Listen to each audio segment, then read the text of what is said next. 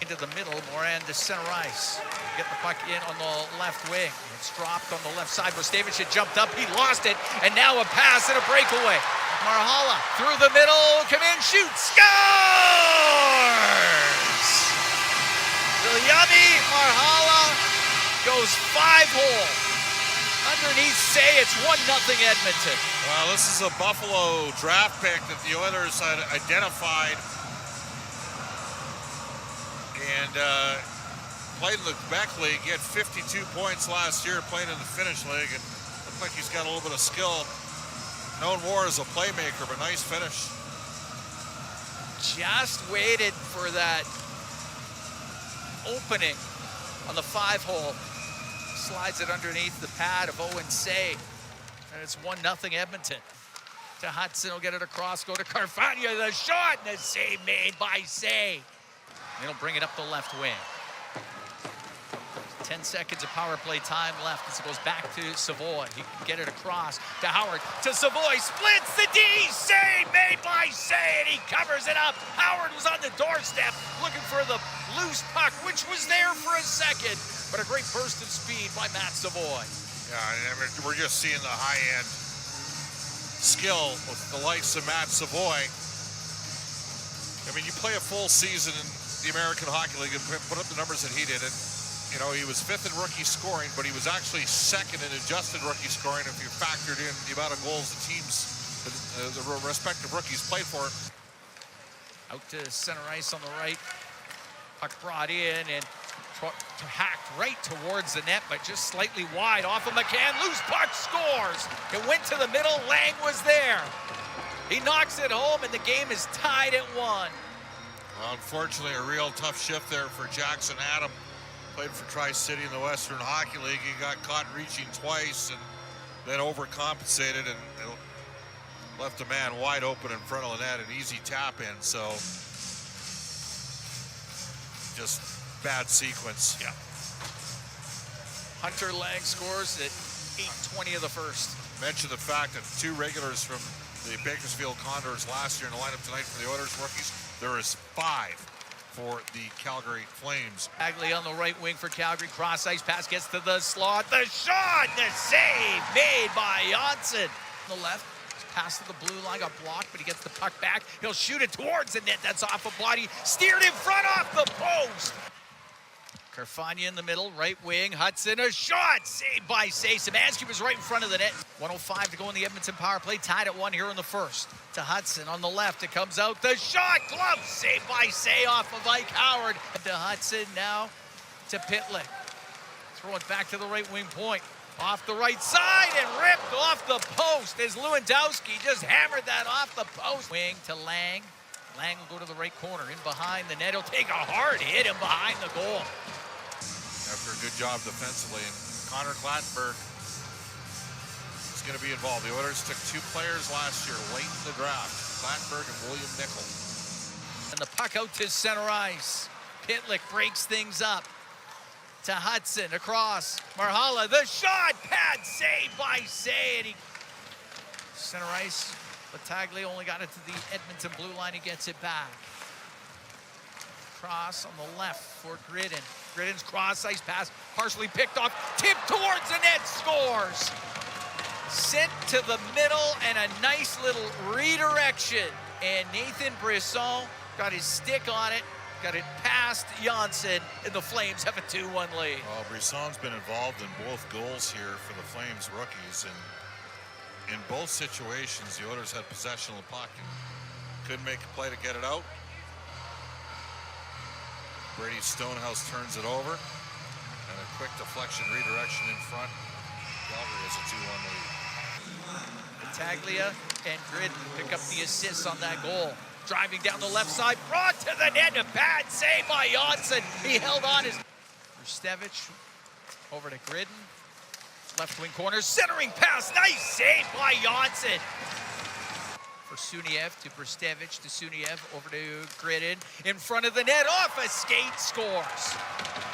Right at the side of the goal was Hanzik. It hit his skate and went in. That's a power play goal, and the Flames are up 3-1. Well, they threw it around pretty effectively. And a couple of first rounders for Calgary combined on the goal.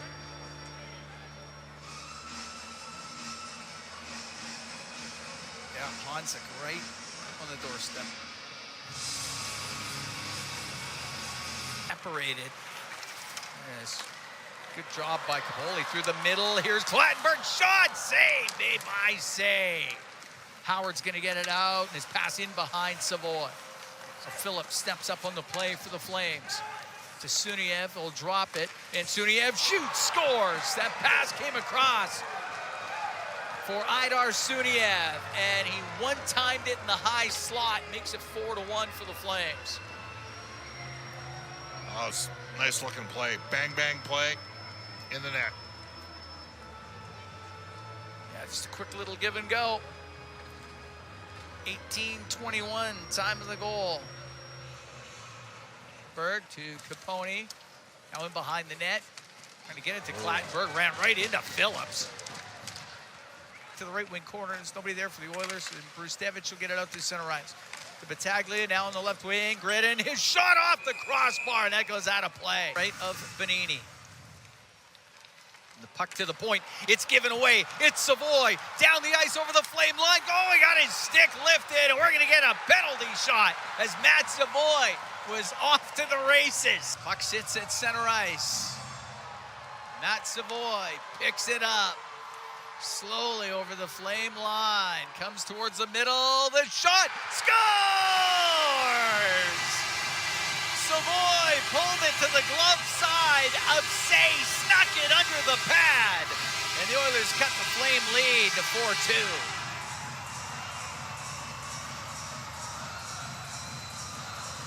Now, did he touch the puck the second time? No, it's clean. There wasn't a lot of room there. Nope. Well, just barely. But Matt Savoy gets the Oilers to within a couple. 6:13, time of the goal. The circle, it's stripped off his stick. The puck comes out. Brisson down the right wing across. Gridden, the shot scores. Matvei Gridden. That puck came back across to him, and it went off of Bonini and in. And the Flames are up 5-2.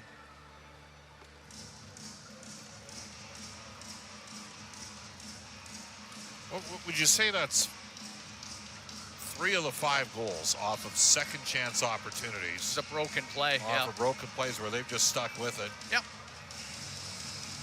But Gridden tried a cross-ice pass. The pass goes off of Jackson Adam right back to him.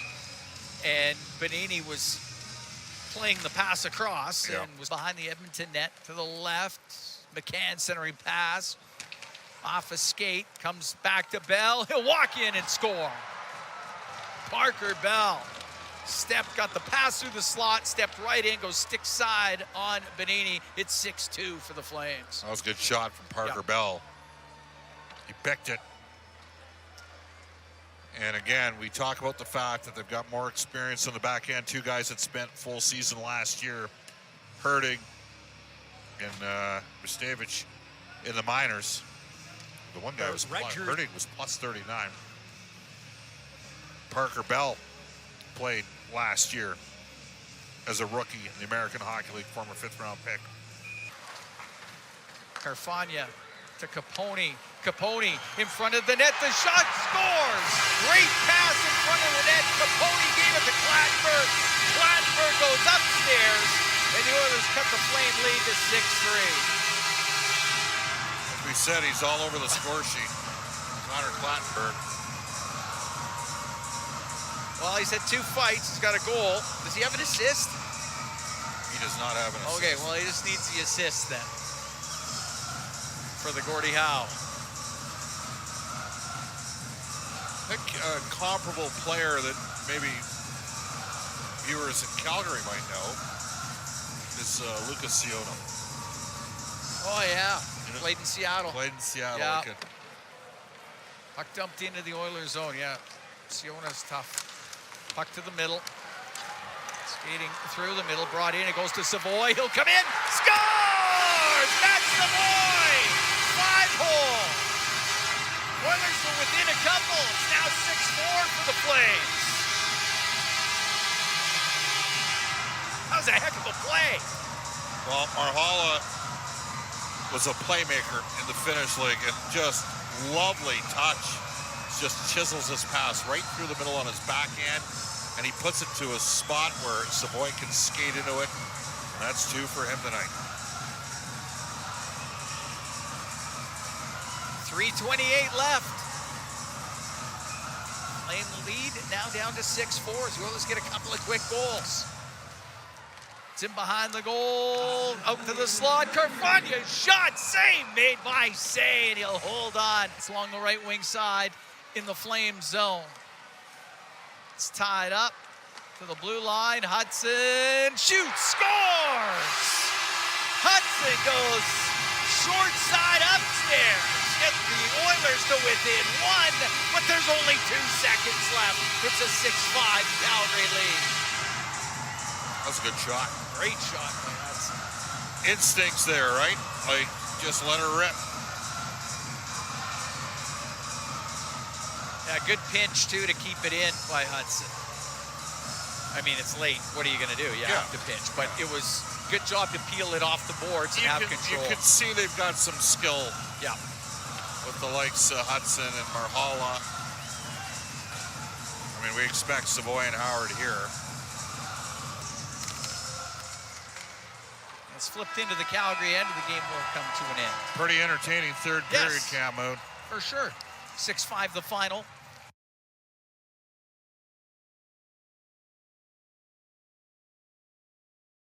Matt Capone will take the face-off for the Oilers. Carter Wilkie for the Flames. Wilkie boots it back. Etienne Morin moves it far side to Hunter Brustevich, who gives it back to Morin. He'll bounce it off the boards and just into the Oilers zone. It's quickly cleared out by Okotoks native Drew Krebs, who, yes, is the brother of the Sabres' Peyton. The Oilers will knock it out to the neutral zone. Morin back to get it. Gives it away to Tommy Lafreniere in relation to Alexi. Puck is picked up along the far boards by David Lewandowski. Able to knock it in behind the Flames net, recover it, and center it. Here's a one-time shot. They score. Tommy Lafreniere fires the puck past Arseny Sergeyev and gives the Oilers an early 1-0 lead. Oh, not the start that this young group would want, especially after the game on Friday, having a tough go getting going. And it just comes from a battle lost down low by Hunter Brustevich and then missed coverage in front of the net, leaving Lafreniere wide open all by himself. And a tough start for Arseny Sergeyev as well. That's a point-blank shot from a high-danger area to start this game. Lafreniere had a strong rookie season with the Kamloops Blazers, 24 goals and 56 points in 68 games last season. Now we've got the game's first penalty call coming. Approaching the 3-minute mark of the opening period here at Scotiabank Saddledome. It's the Oilers prospects 1 and the Flames prospects nothing. And down a goal, the Flames are going to be down a man now as Sam Honzek heads to the penalty box. Yeah, and it was Brett Pitlick who had a good head of steam heading through the neutral zone and kind of gets tied up in between Honzek and Axel Hurtig, and Honzek heads to the box as a result. And you want to make sure that shifts after goals that they're strong. You're playing in the other team's end, so to be headed on the PK now, not what the Flames want. Oilers win the offensive zone draw and get their power play set up. Here's Howard back to the blue line. Damian Carfagna near side to Howard again. Howard steps into the high slot and shoots. That shot gets knocked down in front, and the puck is picked up and cleared down the ice by Calgary Hitman defenseman Axel Hurtig. He's a big boy too, 6'5", 215. Carfagna will reverse the puck.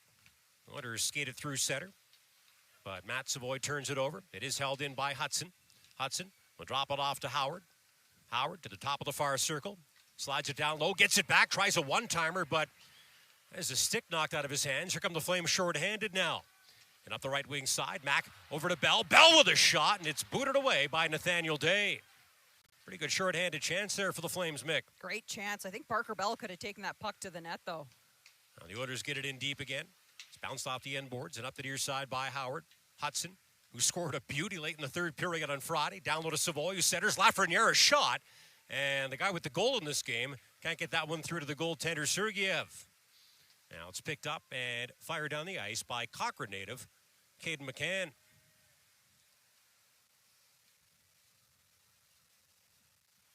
.40 seconds remaining in this Oilers power play. As Lewandowski slides it up the left wing side. Mariala leaves it for Lafreniere. Plays it into the far corner. Mariala back to the blue line. Boacki near side, and a quick shot off the stick of Rhett Pitlick misses the mark, and McCann battles along the far boards with Mariala, who gives it away to King, but he can't clear it out for the Flames.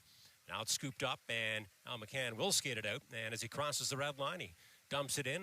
Flames will get some fresh penalty killers on the ice as we have passed the 4-minute mark of the first period here at the Saddle Dome with the Oilers out in front, 1-0 and still on the power play. Hertig trying to clear it out, misfires as gets it back and moves it into the far corner to Mack. And he'll slip it up the near side, and here comes Jacob Battaglia, but he turns it over at center. And up the right wing side, Matt Capone gets ridden off the puck by Hertig. Now the Flames will take over as Nathan Brisson, who you were really impressed with on Friday, clears it out. Now Mack will move it up the right wing side. Brisson trying to play a little give and go there. That gets broken up, and here come the Oilers the other way. Lafreniere up the left wing side. Here's a backhand shot, a weak one that is easily sticked aside by Sergeyev, and now the loose puck is picked up and brought to center by Lang. A lot of back and forth here early on, and rushes at both ends of the ice, which you're okay with as long as you make sure you have players coming back. You're in the right position to be able to defend that rush. Oilers get it in deep, but back to get it is Calgary native Carter King, playing in front of lots of family and friends today, I'm sure. Moves it left wing side. Matt Gridden drops it. King will leave it behind. Phillips shoots it. That shot gets blocked by Stonehouse. Now we've got a foot race. And good work there by Phillips, who was behind in that race for the puck, but is able to tie up Stonehouse. And now Gridden will take over and play it to the Oilers' blue line, but no further as Hudson clears it out. Here come the Oilers the other way. Davidson run over. A big hit there by Maceo Phillips, using that size of his to throw that open ice body check. Another really good play by Phillips. He's been impressive. Puck is cleared out by Colton Elaine, and now Bell will pick it up and lug it across the Oilers' blue line. Bell in up the right wing side, spins and tries to center. Bouncing puck picked up by Aidar Suniev. Suniev to the top of the far circle. Stick handles back to the blue line. Works his way to the left point. Tries a shot, but fans on it. And now the Oilers will nudge the puck out to the neutral zone. One thing that we were watching for when Aidar Suniev joined the Flames last season was that shot of his. I'm not sure it's at a Matt Coronado level yet, but I don't think it's far off. No, I don't think so either. Scored a nice goal on Friday to show that. Here's Suniev, a nice pass back to the blue line to Morin. Moves the puck into the near corner. David Cilia, who I knew you were excited to see, will pick it up. Do a little twisting and turning. The former Wisconsin Badger into the near corner. Battaglia centers it, looking for Cilia's stick, but it bounces into the near corner. Now a battle along the boards, and the puck is scooped up by Mariala. Crosses the red line, and now the Flames' blue line. Spins in and just gets the puck in deep. And Howard will get there first, but he has a stick lifted and the puck stolen, and Cilia will send it out to center. And from there, it's dumped in by Battaglia as both teams start the change. Just past the 7-minute mark of the opening period here at the Dome, where it's the Oilers prospects 1 and the Flames prospects nothing. Here's Carfagna. Lug it up the left wing side. Flip it ahead to the goal scorer, Lafreniere, and he'll dump it into the far corner. Sergeyev trying to pitchfork the puck to a teammate. It ends up bouncing near boards to Battaglia.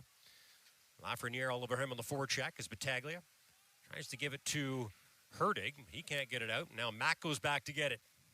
And move it up the far boards to Lang. Lang crosses the red line and gets cut off. Good work there by Lafreniere, who's been one of the best players on the ice so far in this next-gen game.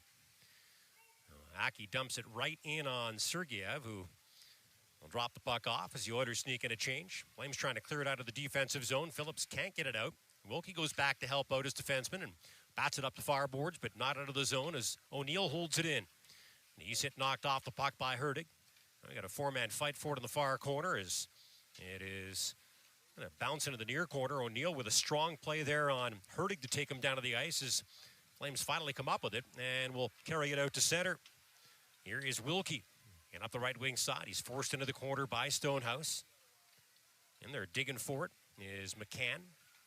Ends up bouncing out of that pile of players, though, and all the way back to the Flames' blue line. And now Phillips will just play it off McCann's stick and in behind the Oilers' net as the Flames make a change. Seems like the two teams are playing with a little bit better structure in this game than what we saw on Friday night. Now, with that said, the bar was pretty low. Yeah, and wanting to make sure that you stay on the right side of the puck mainly so you're not giving up too much. And we talked a little bit about it. A lot of offense, a lot of skill we saw Friday.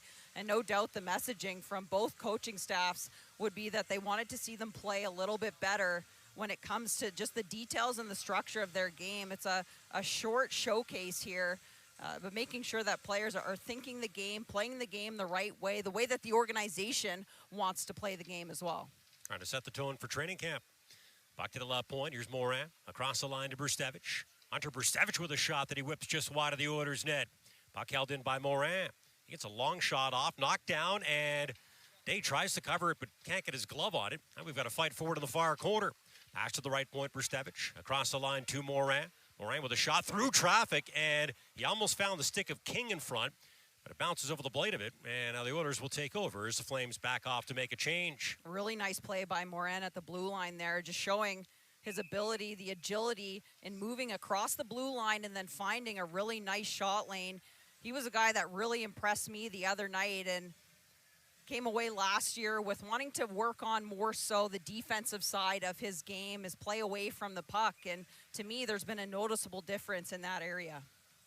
Had a strong offensive season a year ago, finished third in the Quebec Major Junior Hockey League in goals with 14 and points with 58 in 62 games. Won a QMJHL championship with the Moncton Wildcats. Puck left in the far corner, Suniev. Using that big frame, will protect it, take it back to the blue line and shoot, but he misses high and wide.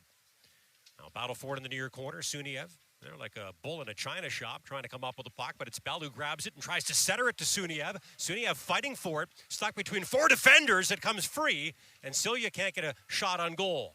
Here's Silja near circle in front. Suniev a one-timer, and he's stopped by Day. And now Silja shoots, and Day makes another save, but a good flurry from the Flames as they try to tie this hockey game at one. Oh, what a shift by Bell, Silja, and Suniev. And I think a few things stand out to me. Suniev, just his confidence and holding on to the puck, making plays, and Silja, not a guy who's going to kind of jump out at you, but he plays a really reliable, smart game. And I'm seeing that right there. A couple of really quality chances. A lot of 18-year-olds playing in this game, a lot of teenagers. Not David Silja. Went to 3 different schools and finally turned pro at the age of 25 with the Calgary Wranglers last season. But looking mature, as he should, I guess, playing with guys who are, in some cases, 7 years younger than him. We'll take a break with 10:09 to play in the opening period. It is the Oilers 1 and the Flames nothing, and this is Calgary Flames hockey on Sportsnet 960 The Fan, streaming on the Sportsnet and Flames app and on CalgaryFlames.com. Sea of Red, please welcome back to the Scotiabank Saddledome, Harvey the Hound and Blasty the Bronco. They're in sections 109 and 110 with their Petfinity loot launchers full of flame shirts for the loudest fans they can find. If you want one, you better get up and get loud.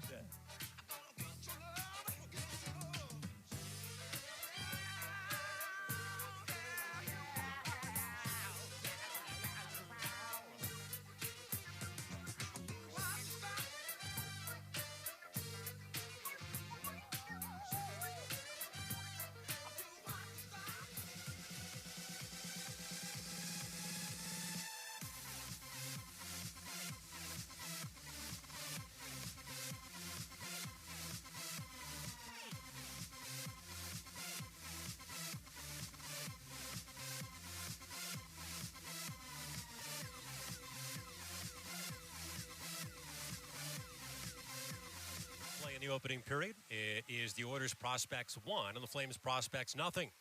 Here's Hurtig, the left point with a shot that goes wide. Battaglia trying to settle it down in the far corner, can't. Lang will bat it back to the blue line though, and it's held in by Brisson, but he gives the puck away, and the Oilers will come out to center with it. Savoy trying to thread the needle to Howard, but that pass is smartly broken up by Hurtig, and here comes Lang the other way. He'll chip and chase. Mariala Overskates it. It's centered in front. Brisson with a shot. It deflects just over top of the Oilers' net. Battaglia in there digging for it. Flying in to help him out. But it's Savoy who comes up with it. And the Oilers' Harfagna will send it out to center. Oyala drops to Howard. Throws it into the far corner. Oilers completing a change here. Flames have some time and space as Brisson will saucer it across to Battaglia. Crosses the Oilers' blue line. Tries to make a pass to Lang, but it's broken up. And the puck will deflect back to the Flames' blue line. Here's Alain. He'll dump it in behind Day's net. Puck cleared into the far corner. Nice decisive play by the netminder there as Hudson across the Flames' blue line. Drop pass back to Krebs, but he gets twisted off the puck as Alain grabs it. He's able to pull it away from Pitlick. And now the Oilers regain possession as Szymanski ends up reversing it all the way back out to the neutral zone. Pitlick will pick it up there and bounce it off the skate of Alain and right back in behind the Flames net. Here's Phillips. Near side to McCann. McCann will play it to the Oilers' blue line. And big collision there as Wilkie will pick the puck up and take it into the near corner. Wilkie ridden off that puck by Josh Szymanski. And now Pitlick will take over. Oilers trying to clear it. Can't. Good forecheck by the Flames. Puck centered in front. McCann with a one-time shot stop. Bouncing puck in the blue paint. And Day's able to cover. And now a pile up inside of the blue paint. I think one thing we have seen from this Flames forward group is just how well the forwards are working together as groups of threes. And again here, Levine, Wilkie, and McCann, just some really good structure in the offensive zone and being in the right place in terms of support positioning as well, and then finding one another in a great opportunity right in the slot. That's exactly what you want to see. We'll take a timeout with 8:20 to play in the opening period. It is Edmonton 1 and Calgary nothing. And this is Calgary Flames hockey on Sportsnet 960, streaming on the Sportsnet and Flames apps and on calgaryflames.com.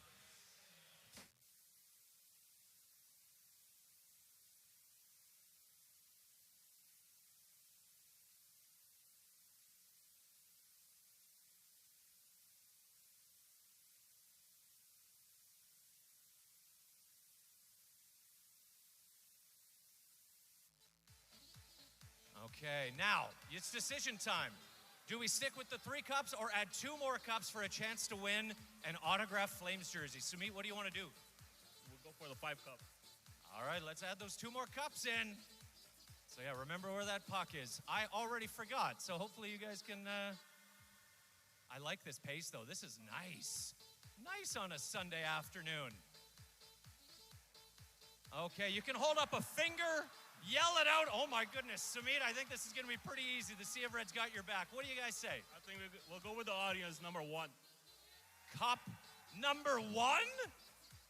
Could that be the one? It is!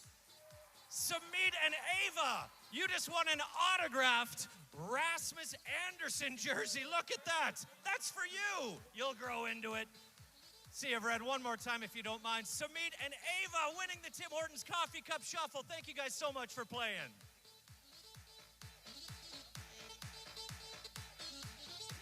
Showcase here at Scotiabank Saddledome. These two teams will meet in this building and up QE2 at Rogers Place at Edmonton in split squad games to open their preseasons next Sunday.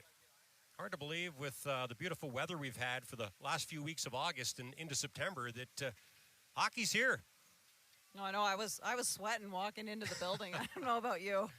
Might have had something to do with the traffic. Battle for it deep in the Flames zone as King will pick it up and make a pass ahead to Gridden, who's got a breakaway. He shoots and is stopped by Day. What a pass to set up that scoring chance. And now King with a shot that deflects just wide of the Oilers' net. The puck doesn't go in the net, but the goalie does. Here's Honzek. Right point to Brustevich. Brustevich whips the puck across the line to Morin, who does a little dangling and then coughs it up to Savoy. And now we've got a 3-on-1 the other way. Savoy in up the right side, centers, and a shot off the stick of Parker Van Richter goes wide of the Flames net. Now a 3-on-2 as the Flames bring it down the ice. Gridden trying to play it behind his back to King, but stepping into him is Caponi, and Flames will back off the change as action picks up inside of the Sea of Red on this Sunday afternoon. Caponi will leave it in behind the net. Trying to clear it out for the Oilers is Aki, but he can't. It's held in right point by Mack. Mack moves it to Celia, who centers it. Suniev spins and shoots, bouncing puck off some bodies in front, and Day goes down and flat on his back, is able to keep the puck out. Well, some serious chemistry, in my opinion, between David Cilia and Idar Suniev. And I talked to Flames development coach Rebecca Johnson about Cilia. He's one of her guys, and she talked about how they really like how reliable he is. He's not a big guy, but he's really sturdy, really strong on his skates. He won't jump out at you, but just really plays the game the right way, and he's strong in the face-off circle as well. Seeing a face-off win there. Flames will shovel it in behind the Oilers' net. Cilia slips it left point to Herdig. Herdig bounces it off a skate towards the Oilers' net, but Aki's able to clear it out of harm's way, and now here come the Oilers into Flames territory. O'Neill, in up the right wing side, is knocked off the puck by Herdig. Mack will take over and behind Sergeyev's net and swing it up the right wing side. Suniev trying a bank pass to Cilia. That one gets intercepted by Carfagna. And now the Oilers, as the Flames change, will bring it back in. O'Neill trying to cut to the front of the net. Good stick there by Herdig to take the puck away before he can shoot. And now Herdig springs Battaglia. Battaglia loses it. Suniev finds it. Stick handles in. Centers it. And it bounces right by his intended target. And Nathan Brisson, who was fantastic on Friday, would have had a tap in there, Mick. Yeah, Brisson had a present sitting there for him. He did not open it. Oilers will shovel the puck into the Flame zone, and Phillips will go back to get it. He has his pocket picked, though, by Rhett Pitlick. Rhett has some good bloodlines. His dad, Lance, spent parts of 8 seasons in the NHL. His cousin, Tyler, 10 seasons in the league, including 1 here in Calgary. And his brother, Rem, is an NHL player as well. But back into the Flame zone, Elaine works at left wing side to Phillips. Plays the puck up the middle. Sent out to center by Wilkie. Battaglia chips in. Elaine can't catch up to it. Does get in there on the forecheck, but now Carson Woodall will flip the puck back into Flames territory. 5:24 to play in the opening period here at the Dome. Flames down 1-0 in this next-gen game against the Oilers. First meeting of the regular season. We won't have to wait long for it, Mick. What a way to open the 2025-2026 season. A Battle of Alberta at Rogers Place in Edmonton. Flames versus Oilers coming up on October 8th. No better way to open the season, in my opinion. Although the start of what will be a tough schedule for the Flames to open the season, including a back-to-back at Edmonton and then in Vancouver the next night. Here's Morin with a pass into the skates of Levine. Flames completing a change here as the Oilers will bring it out. Carfagna, the left wing side, gets a return feed from Savoy, but then ends up bouncing by him. And here comes King racing in up the right wing side. King drops it. McCann centers it. Mack shoots it. Bouncing puck. McCann scores.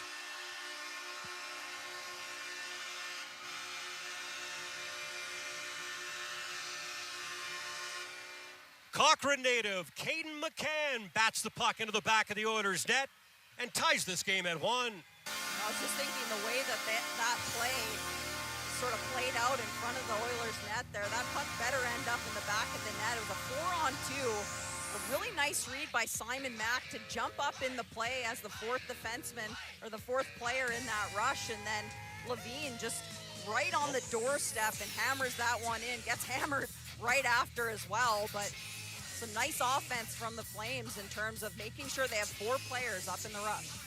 Yeah, that was indeed Maël Levine. Preseason for me as well, but a couple of guys right there, and the Flames are back to even. And now a long 2-on-1. Here comes King. He's got Gridden. Mack jumps up. King over to Gridden, but the bouncing puck bounces over his stick. Another smart read by Mack to jump up in the play, and he stood out to me right from day one on Thursday at Winsport. He skates so well. Really smart defenseman. Gridden will back it up to Phillips, which is under 4 minutes to play in the first period. And this next-gen showcase tied at 1 now. Suniev trying to control the puck in the neutral zone, ends up taking over and turning back into his own territory, and he'll wind up. And he gets tripped up by Capone. No penalty call, though, as it's brought in by Lewandowski. He coughs it up, and Elaine will pick it up. Spin away from a forechecking Oiler. Now lug it up the middle of the ice across his blue line to the red line, and now dump it in behind the Oilers' net. Back to get it is Davidson. Davidson gives it to Hudson and moves it to Lewandowski, and he'll slide it up the left wing side to Szymanski. Szymanski hammered a big open ice hit. Another one by Phillips. There's Phillips using that size again. That's exactly what Craig Conroy will want to see in these games from him. Just threw another hit on Szymanski. And now a questionable hit. Connor Clattenburg taking down David Silya, and that's going to lead to an Oilers penalty. Well, you were wondering if Clattenburg would be better behaved today, and so far the answer to that question is no. But he's been noticeable, and that's probably what he's trying to be, is he makes an impression in these next-gen games. We'll take a timeout and come back with a Flames power play with a little bit less than 3 minutes to play in the opening period. Calgary and Edmonton tied at 1 in this next-gen showdown, and this is Calgary Flames hockey on Sportsnet 960, streaming on the Sportsnet and Flames apps, and on CalgaryFlames.com. The upcoming season, check out hitmanhockey.com/tickets for more info. You can also head to section 226 during the first intermission today, where a few hitters players will be signing autographs. In fact, we've got the boys over here in section 102, 103. Please welcome Ethan Murner, Hunter Aura, and Theodore Vapanik from your Calgary Hitmen. They want to give out some tickets to the Hitters home opener and some t-shirts you can wear to the game. 102, 103. If you want to go, let them know right now.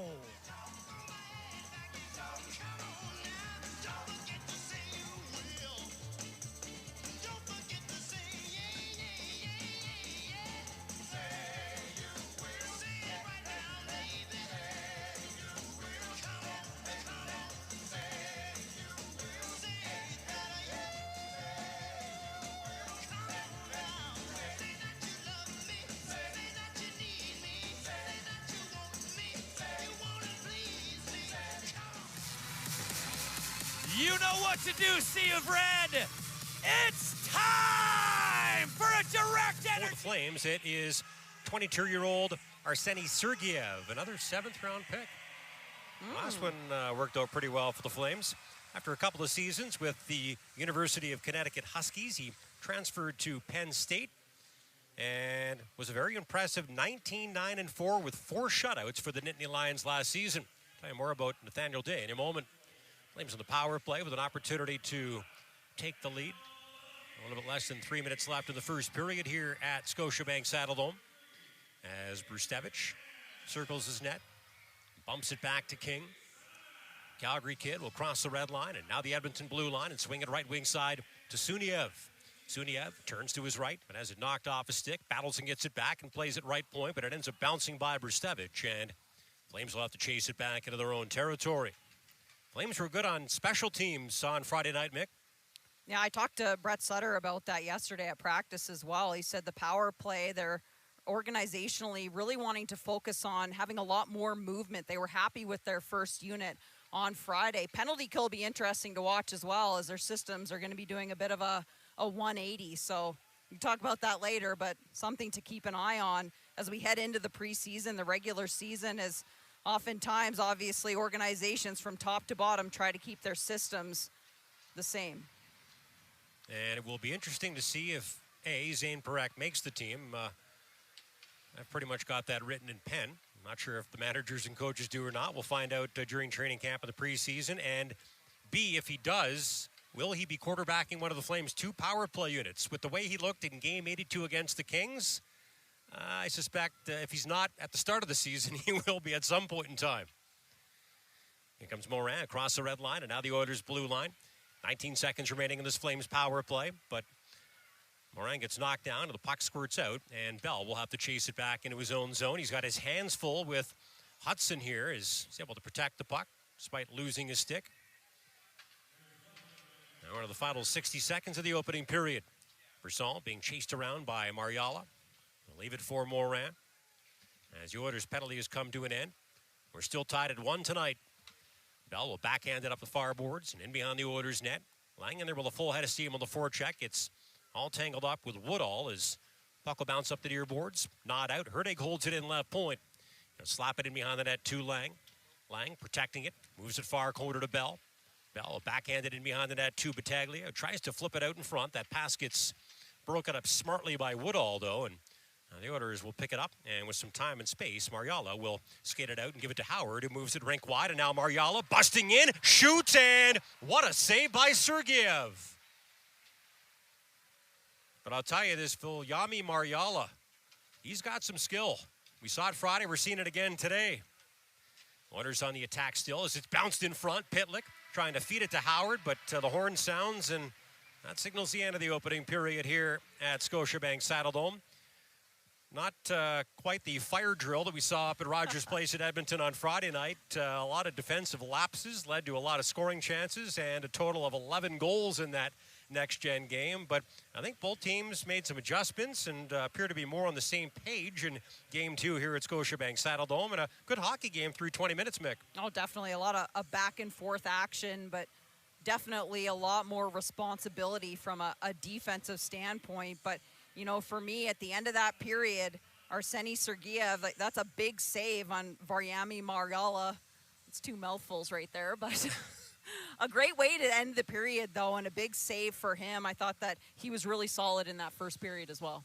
Lafreniere, and got that first goal. The Flames scored wrong. A couple of guys in front. Levine, the last player to touch it, and it's 1-1 after one here at the Dome. Looking forward to a couple of more periods of this next-gen game, but before that, we send it to Pat Steinberg for our first intermission. Okay, so we've got a 1-1 tie after 20 minutes of play here. Next-gen showcase between the Flames and Edmonton Oilers. Once again, no shots on goal. So no shots on goal for the game on Friday night. No shots on goal for today's game either. Tommy Lafreniere, the only goal for Edmonton. Mile Levine, the only goal for Calgary. And it was a pretty entertaining first period, all things considered. Thanks for hanging out with us after 20 minutes of play. Team Harvey. Okay, are you guys ready to go? In 3, 2, 1, let's battle! And there's blasting. Oh, what a hit! I love it. Where do you even get a beach ball this big? Uh-oh, Team Harvey. They're getting it right down into the corner. Let's see what the strategy is here. They talked about it before. Harvey, what are you doing? Harvey's slacking. He's over here just chilling. All right, in Team Black, Team Blasty, we've got Mackenzie, Danica, and Olivia. And Team Harvey, wearing the red jerseys, we've got Connor, Eric, and Mitch, who's wearing cowboy boots. Mitch is right in there. He's not taking any prisoners. Oh, boy. I don't think we have knee pads either, so adrenaline's going to have to do the heavy lifting for these last 42 seconds. The ball hasn't even left. Come on, Team Blasty. Blasty, you got to work there, buddy. Harvey's doing his best to hold that beach ball in. Things could be turning here. We've got 25 seconds to go. Team Harvey bashing that beach ball back into the corner. All right, Team Blasty. Sea of Red, do you mind? We got to give Team Blasty a little juice here. What do you say we make some noise? Let's get them pumped up for these last 5 or so seconds. All right, 4, 3, 2, 1. That's it. Team Harvey has won the beach ball battle. A bunch of dudes beating 3 girls, and they look way too proud about it. Anyways, great job, Mitch, Eric, and Connor on Team Harvey. But Sea of Red, can we make some noise for both teams, including Team Blasty, Mackenzie, Danica, and Olivia? Thank you guys all so much for doing the beach ball battle today.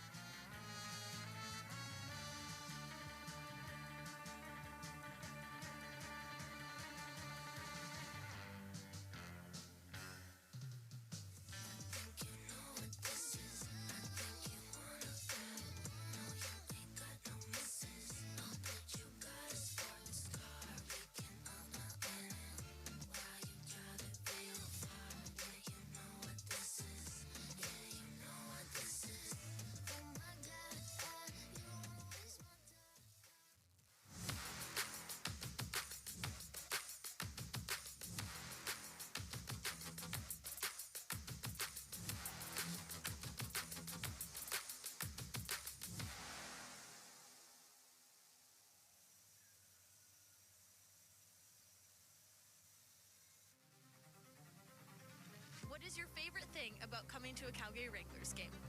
You know, it's just so electric. The players play really hard, and it's just so fun to watch.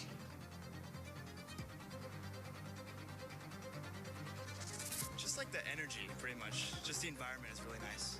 Yeah, the community, we're all just like having fun. It's a really great vibe. Spots Hontek in scores! It's a beauty! Oh, Parker Bell rings the bell! It's his first professional goal. Hunter Brustevich.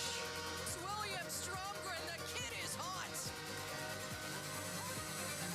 You get to see what the future Flames are going to look like. Ahead, Adam Klapka. Klapka! Oh, yes! Rebound, Klapka scores! Zeri shoots and scores! Now Zeri shoots and scores! Coronado scores! And is robbed by Wolf! Hammered along the end boards by Solovyov. Jan Kuznetsov gets his first shift in the NHL. This is a great play by Rory Cairns. Rory Cairns makes his Flames debut. And it all started here. Where players dance with skates of flash, the home team trails behind. But they grab the puck and go bursting up, and they're down across the line. They storm the crease like bumblebees. They travel like a burning flame. We see them slide the puck inside. It's a 1-1 hockey game. Oh, the good old hockey game is the best game you can name. And the best game you can name is a good old hockey game.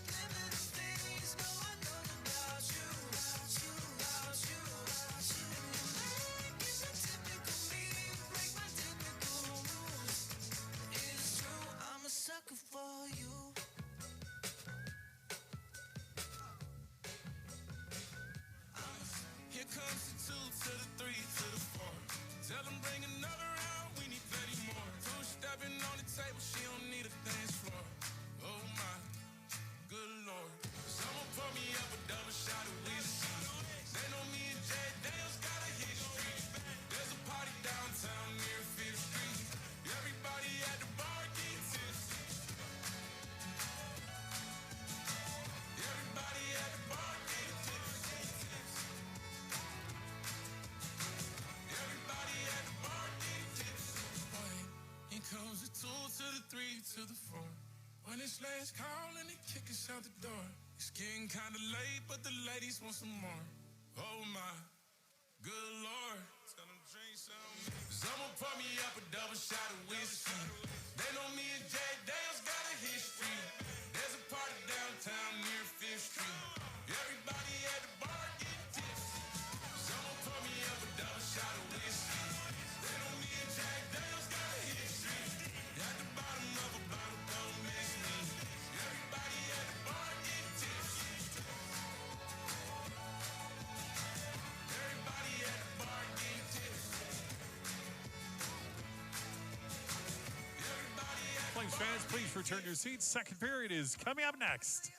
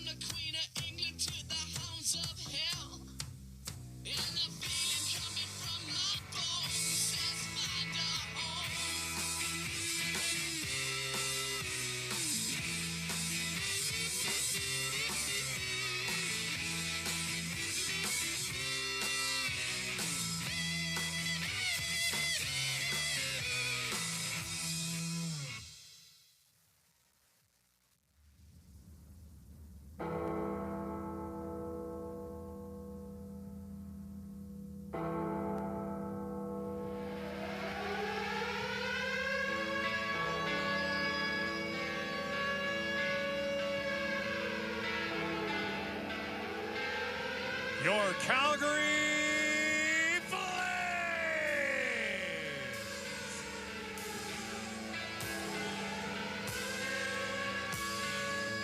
Here are this afternoon's first period highlights presented by Sportsnet.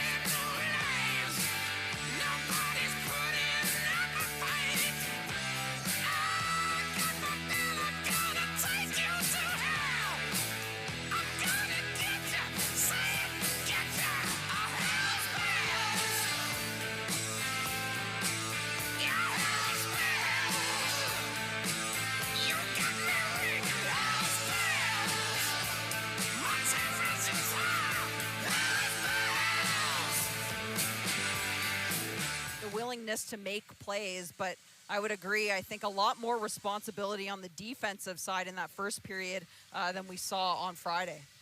It's interesting because I thought in Friday's game, the Flames defeated the Oilers 6-5 in a wild one in the provincial capital, that Matt Savoy, who is arguably the Oilers' top prospect playing this weekend, and then a bunch of the Flames' top prospects, whether it be Sam Honzek, Aidar Suniev, Matt Vagridden. They were the players that dominated that game on Friday.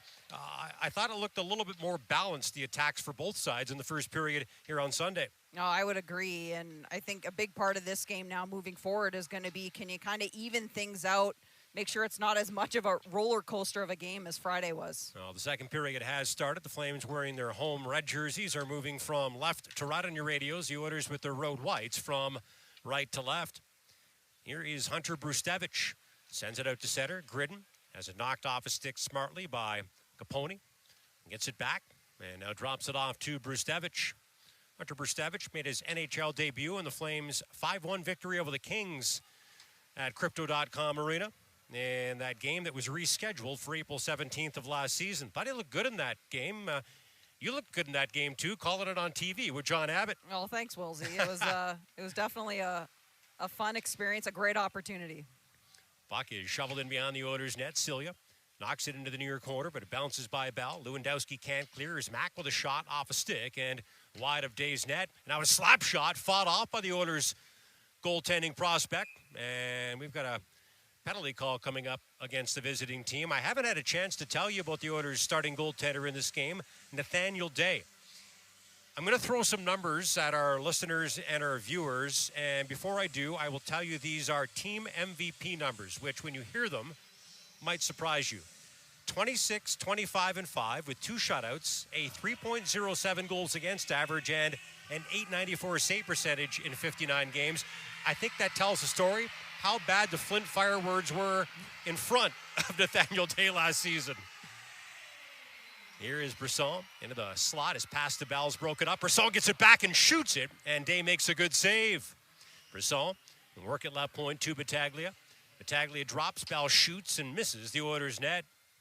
Here's Brisson back to the blue line. His pass is intercepted, though, by Mariala, and he'll clear it into Flames territory. Viljami Mariala playing on both sides of special teams, and he is a guy who opened scoring on Friday night. Was one of the best players in that game at Rogers Place in Edmonton. Spent his first 3 pro seasons in Liga. Was the league's rookie of the year in 2024. Put up some good numbers last season playing for TPS. Definitely shows a lot of promise. And what I like about his game is just the pace that he plays with. Always seems to be around the puck. It was Battaglia and up the right wing side with a minute remaining in this Flames power play. Had a hard time getting set up as it's scooped up and cleared out by Arfania, and the puck ends up going out of play. When you talked about Nathan Day, I know that he spoke to the Oilers media as well yesterday and said that he wasn't on the bench for the game on Friday, but that he was, really taking notes and making sure that from a pre-scout standpoint, he was thinking the game. So a smart goaltender and just trying to learn as much as he can. One thing that he's working on is making sure that he has a short memory, and obviously that's very important as a goaltender, something he struggled with when he played in the OHL, but a great opportunity for him to be in the net tonight. His pro debut at the end of last season with the ECHL's Fort Wayne Comets and had unbelievable numbers in a couple of games. 2-0-0 with 2 shutouts, a 0.43 goals against average, and a .981 save percentage. Take that with a grain of salt, I guess, but what a pro debut. Well, we'll dump the puck down the ice. Flames having a tough time getting going on this power play. Now just 20 seconds remaining in the Oilers monitor to Von Richter. Here comes Suniev up the right wing side. He'll drop to Brustevich, who glides to the middle and shoots. That shot's tipped. It bounces around, and Day, way out of his crease, gets his glove on it, and didn't hear a whistle, but we do have a stoppage in play. Well, Day also is described as a patient goaltender, and I would definitely say that's something we've seen from him in this game. And on that play in particular, just sort of patiently waits for the puck to come to him. But a nice shot from Hunter Brustevich from the point. That's what you like to see from him, getting pucks through. But Carter King just in perfect position, trying to take Day's eyes away. Puck loosened behind the Oilers' net, scooped up by Carfagna. Works it up the left wing side to Howard. Saucers it out to center. Puck bounces away from Savoy, and Savoy's clobbered. A huge hit by Hertig as he crosses the Flames' blue line. Flames have a big team for this next-gen showcase, Mick, and we've seen some huge hits so far this weekend. Puck up top. Howard tries to get it through, but can't. Silya with the block, and he'll bank it off the boards and out. Here comes Levine, who's got the game-tying goal. Speeds into the Oilers zone, spins, and tries to center, but his pass is off the mark, and the puck comes out. And now Lafreniere, who's got the Oilers goal, pick it up and play it in. Mariala centers it. Howard shoots it. That shot gets blocked. Good work there by Mack, and he'll truck across his blue line, and now the red line, and now the Oilers' blue line. Mack trying to make a pass, but it's a bit too far. And out of the reach of McCann, as Woodall takes over and behind the Oilers' net. And sends it out to center. Mariala crosses the red line. It's turned back by Lang and leaves it behind for Davidson. Davidson clears it out, but Elaine's going to bring it back in and leave it right wing side for Lang. Toe drag at a shot, but he misses high and wide. Puck will ricochet off the inboards and all the way back to the Flames' blue line. Talking about big body checks, Mick. Maceo Phillips has probably thrown more of them than anybody during this two-game series. Definitely playing to his identity. Oftentimes for younger players, that's a hard thing to figure out. What type of player am I exactly? And takes a big hit there himself, but when you dish it out, you got to be able to take it too. Well, I can't leave Connor Clattenburg out of that conversation. He's been the grand marshal of the hit parade for the Oilers over the last couple of games, and he was the guy who threw that big body check on Maceo Phillips there. There's Clattenburg with a shot now as he runs into Phillips. Those two have developed a bit of a rivalry the last few days. I saw a write-up on Clattenburg, and someone compared him to a Cal Clutterbuck as his prototype. I like that. Maybe a little Matt Martin as well. Here's Suniev in the near corner. Suniev twisting and turning. He'll play it right point to Brustevich. Flames changing on the fly here as Brustevich moves it to Morin. He'll throw it in behind the Oilers' net. Brisson pitchforks the puck into the far corner. Bell will work at left point. Morin backs up along the blue line and shoots off a leg and wide to the near boards. And now Pitlick tries to give it to Hudson. Hops away from him, but comes out. Suniev brings it back in, but Bell gets stuck offside. Now, one guy we haven't talked about is because he's not on the ice is Andrew Basha. Not in the lineup for precautionary reasons and injury, but definitely a guy. He's had his fair share of injuries in the past. Last year, he struggled with getting back to his game and back on the ice. Did so hopefully he's okay as the Flames head into main camp this week. Well, and of course, I know Flames fans were super excited to see the team's top prospect and one of the top 5 or 10 prospects in hockey in Zane Parekh, but he's been dealing with nagging lower body injuries, so better safe than sorry. Try to get him back to 100% for the start of training camp next week. Brisson with a shot wide on the short side. It'll bounce back to the left point to Morin. Dumps it in behind the Oilers' net. Woodall's waiting for it. Woodall trying to clear Kent. Suniev knocks it down and keeps it in, and now him and Bell will fight for it. Suniev steps in and shoots and rips one right over the glove of Day, but wide of the Oilers' net. Now King makes a short pass to Bell. Bell with a big body check on Carfagna in the far corner. And now Brustevich will grab it and leave it behind for Morin. Snaps the puck in from center. Approaching the 7-minute mark of the second period here at Scotiabank Saddledome. Flames and Oilers tied at 1 in this next-gen showcase. And up the left wing side, here's Hurtig with a shot. Nice left pad kick save by Day. Rebound, and it ends up bouncing wide to the near boards. Britton gives it away to Howard. And Howard will skate it to center, spin, and just throw it into the Flames zone as the Oilers try to change. The Flames will try to catch them on it, but that pass intended for Kings off the mark and ends up turning into a long-distance shot on goal, easily handled and covered by Day.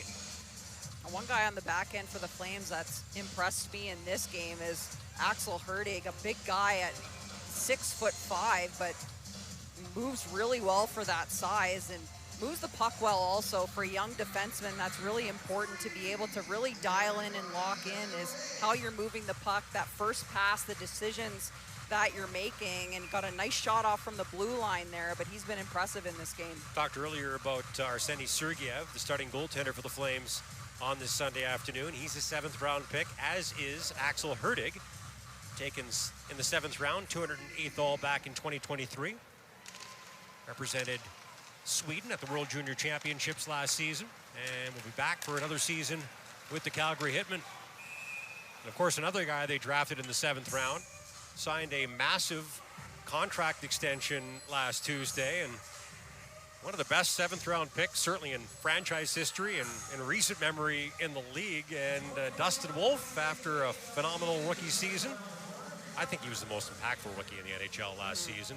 Plays in the West, does not play for an original six team, and finished second in Calder Trophy voting. But 7 years, $7.5 million per, and excellent job by Wolf and also the general manager Craig Conroy to get that young rising star signed as quickly as he could and to a long-term deal.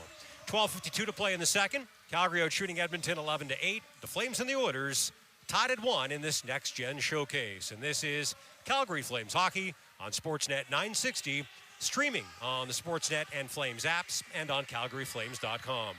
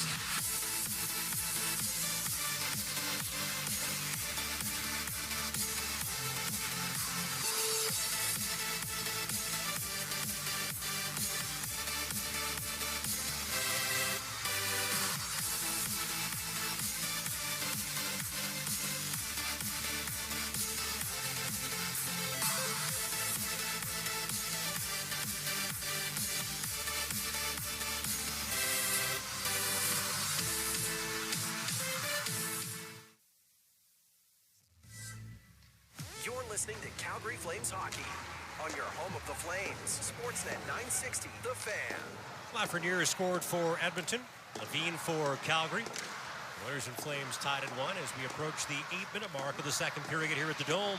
Here's Honzek, and up the right side, he throws it in front, looking for the stick of King. The puck doesn't go in the net, but a member of the Oilers does, and appears to be shaken up. Our fingers crossed here for Matt Capone, who went into that net about 100 miles an hour, Mick.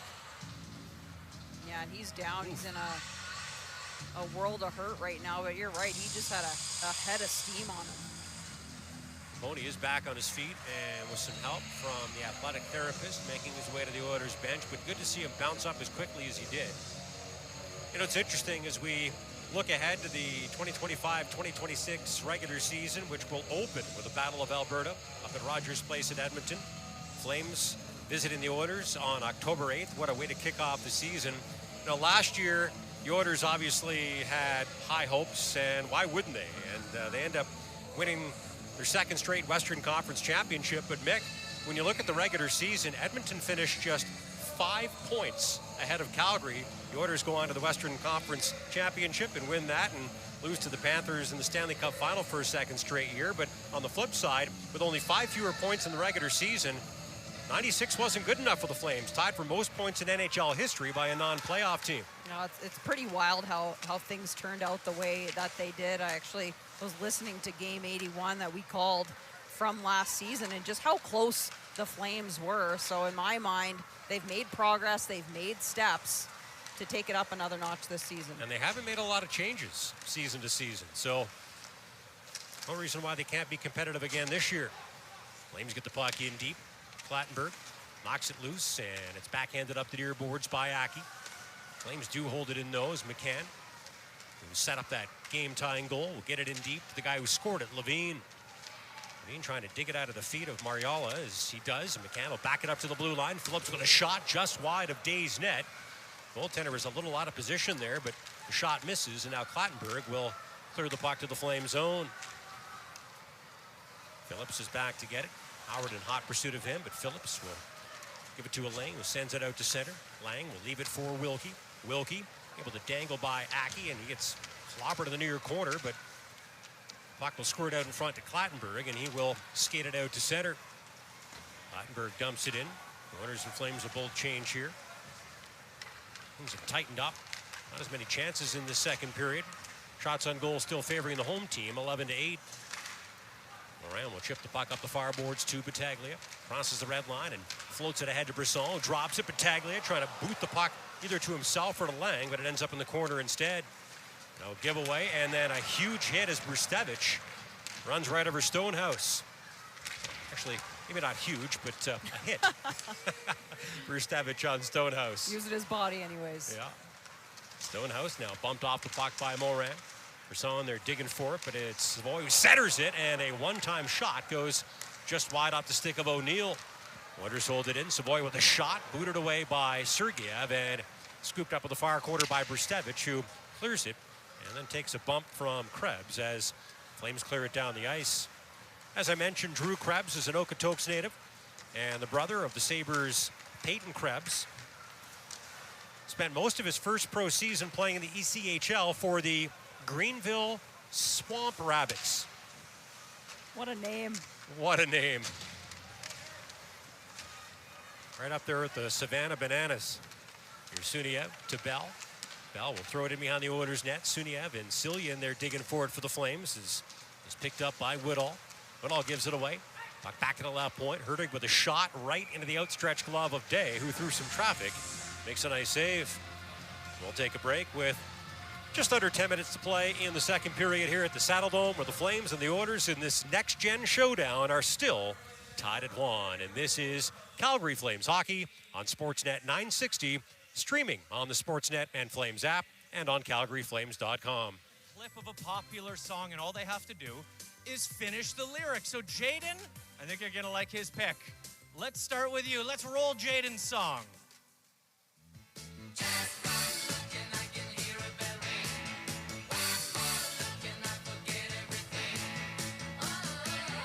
Mamma mia, here I go again. My, how can I resist you? Mamma mia, does it show again? My, just how much I missed you. That's incredible. Good job, Jaden. And Natasha, not to be outdone, I think you're going to like her tune. Let's hear it. Reaching out, touching me, touching you. Sweet Caroline, good times never seem so good. So good. So good, both of them. But see, Red, you've got to pick the winner for a chance to win an autographed Blake Coleman jersey. Who thinks the best singer was Jaden? And what about Natasha? I think it was Jaden. They were both cheering and booing. They were both cheering and booing so loud I couldn't hear anything. They're both going to win jerseys, by the way. But let's hear it one more time. Yeah, you just won an autographed Blake Coleman jersey. They're in love. They're going to share everything. It's awesome. And yeah, you guys, that was great. Sea of Red. Let's hear it one more time. Jaden and Natasha finishing the lyric, and great job singing along. He was excited to play in front of a lot of family and friends being from here. But, you know, for these guys, just getting a taste of what it's like to play in the NHL. You say big dressing room. It's actually probably the smallest dressing room in the NHL, Fair. but not for long. Lots of progress being made on Scotia Place. Concrete has been poured. Beams are going to go up in September, and that arena is really starting to take shape across the parking lot from Scotiabank Saddle Dome. 2 seasons left for the Flames here at the Dome. Hard to believe. Kind of a malfunction at the junction deep in Flames territory. Hurting a little slow to get up as Mack picks the puck up. Crosses his blue line, and now the red line, and now the Oilers' blue line, and he'll dump it in behind Day's net. Honzek battling along the near boards with Krebs. Gives it to Gridden. Gridden with a sharp angle shot, and he hits the goal post. He tried to go near side top shelf there. Didn't miss by much. Here's a lane. Far side to Gridden. Gridden out in front looking for the stick of a Honzek, but a shot or pass gets blocked by Aki. Now Gridden's got it again, this time behind the Oilers' net. Gridden. It's bumped off the puck as Krebs tries to pitchfork it out, but it's knocked down and held in by Celia. Now Honzek, left point to a lane, but he gives it away, and now O'Neill's going to skate the puck to center, and to the Flames blue line before backhanding it in, as he'll allow the Oilers to start changing. 8.5 to play in the second. 1-1 still to score as Cilia will skate it across the Oilers line and drop to Bell. Bell centering it, and Cilia one-times it wide. Didn't get much mustard on that shot, but had he, there was a little bit of daylight inside of the near goal post. Here's Phillips now. He's been a standout in these 2 games. He moves it near side. Puck is sent out by a lane. Oilers, they'll steal it in the neutral zone. Lewandowski sprints in and shoots right into the flaming C on the front of Sergeyev's jersey. And the goalie will hold on, and now some pushing and shoving after the whistle. A good look for Lewandowski there. Looked like he might have had a partial break, but again, it's Maceo Phillips, and just that big frame, long stride, long stick, the great reach, and just able to get back and interfere with Lewandowski just a little bit, making sure that he doesn't have more time than he did. David Lewandowski, a German who started last season playing in his homeland in the DEL before moving to Canada to join the Western Hockey League's Saskatoon Blades. Pretty good numbers in his first season over here. 15 goals and 39 points in 52 games. And he's done some good things in these 2 games. Face-off coming up to Sergeyev's right. Wilkie lines up against Szymanski. Josh's dad, John, played pro for 17 seasons, primarily in Germany. He's a promising young prospect as well. He played at the World Championships on a line with Lucas Reichel, and some say he has a legit shot of making their Olympic team. Josh Szymanski spent the last 5 seasons playing in the DEL, led the Straubing Tigers with 14 goals and 40 points in 52 games last season. Face-off coming up to Sergeyev's right. 7:56 left in the second. 1-1 the score. 11 goals on Friday, 2 goals so far today. A lot less offense today. Here's Howard. I think the Oilers would like to see more offense from him in this next-gen series. Howard doing a good job protecting the puck. Swings it back to the left point. Carfagna lock it in behind the net. It ends up bouncing over the blade of Szymanski's stick and into a pile of players, and Flames will nudge it out to the neutral zone, and here comes Wilkie across the Oilers line. Wilkie backing in, tries a shot, but it's off Carfagna's stick. And now the Oilers will pick it up and clear it out. Howard catches up to it at center, tries to stick handle in, but is hip checked off the puck by Morin. As Brustevich will bounce it up the near boards, and Wilkie will lift it off the glass and out. And here comes McCann across the Oilers line. Moves it far boards to Morin. Shovels it into the far corner. Krebs, 85 in white, hit by Levine. 85 in red. Krebs will collect the puck in behind his net. Flames are going to back off the change here, so Krebs with some time and space will scamper out to center. Tries to shoot it in, it hits the linesman and stays out. Now the Flames might have a 2-on-1. Lang up the right side, trying to dangle in, but good work by Von Richter to lift the stick and steal the puck before he can shoot it. Now Lang will leave it down low for Battaglia on the far corner. Battaglia bounces it off a skate, and the Oilers will clear it out. And from center, Mariala will shoot it in.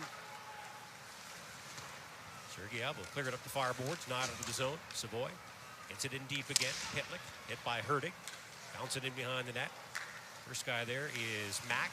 He gets all tangled up with Mariala as Mariala knocks it loose, but right under the stick of Battaglia, who skates it across center. And now across the Oilers' blue line, Battaglia in to the backhand, shoots, and is robbed. Rebound, they score!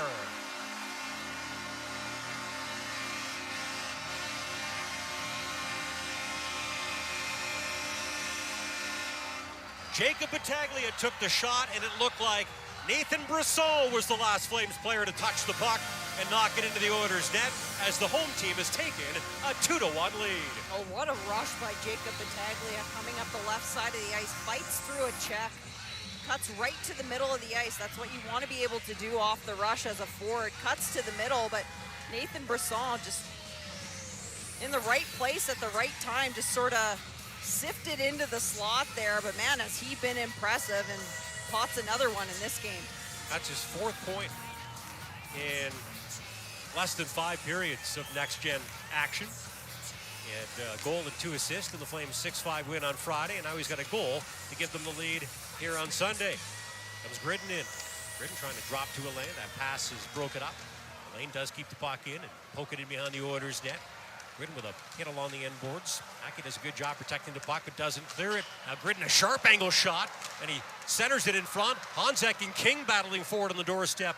Can't get their sticks on the puck as it's lifted off the glass and out by Krebs. Here's a lane. Off the stick of King and deep into the Oilers zone. Icing's waved off, so Flames will sneak at a change with 5.5 to play in the second and leading the Oilers 2-1 today. Caponi, who went crashing into the net earlier this afternoon, is back out there, so that's good to see as Suniev streaks through the neutral zone. It drops the puck off to Bell. Bell loses it, finds it, able to just hold it in right point and slide it near side to Suniev. Suniev, right point to Brustevich. He shoots it, maybe looking for Bell's stick, but he misses it as Clattenburg will collect it and clear it. It's knocked down at the red line by Brustevich, who gives it to Suniev, and he'll dump it right back in for the Flames. Puck picked up by Parker Von Richter. No relation to Mike Von Richter. You waiting for me to laugh? That was a dad joke, yeah. Of course, it's Mike Richter, not Von Richter. I know my jokes are bad when Mick doesn't laugh at them. I was laughing. That's my bar. If she laughs, okay, not bad. If she doesn't, back to the drawing board. I don't get out much. 4:50 left in the second period here at Scotiabank Saddledome. Well, the Flames trailed 1-0 on Friday and bounced back for a 6-5 win. They trailed 1-0 again today, and they lead the Oilers 2-1. And this is Calgary Flames hockey on Sportsnet 960, streaming on the Sportsnet and Flames apps and on CalgaryFlames.com. All the small things, true care, truth brings. I'll take one lift, you're right, best trip. Always, I know you'll be at my show, watching, waiting, commiserating. Say it ain't so, I will not go. Turn the lights off, carry me home.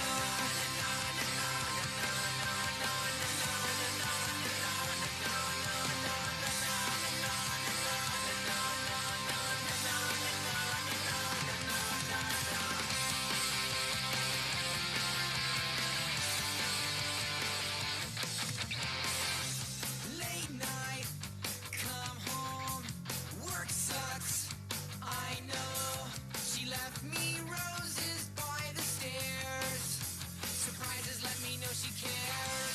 Say it ain't so, I will not go. Turn the lights off, carry me home.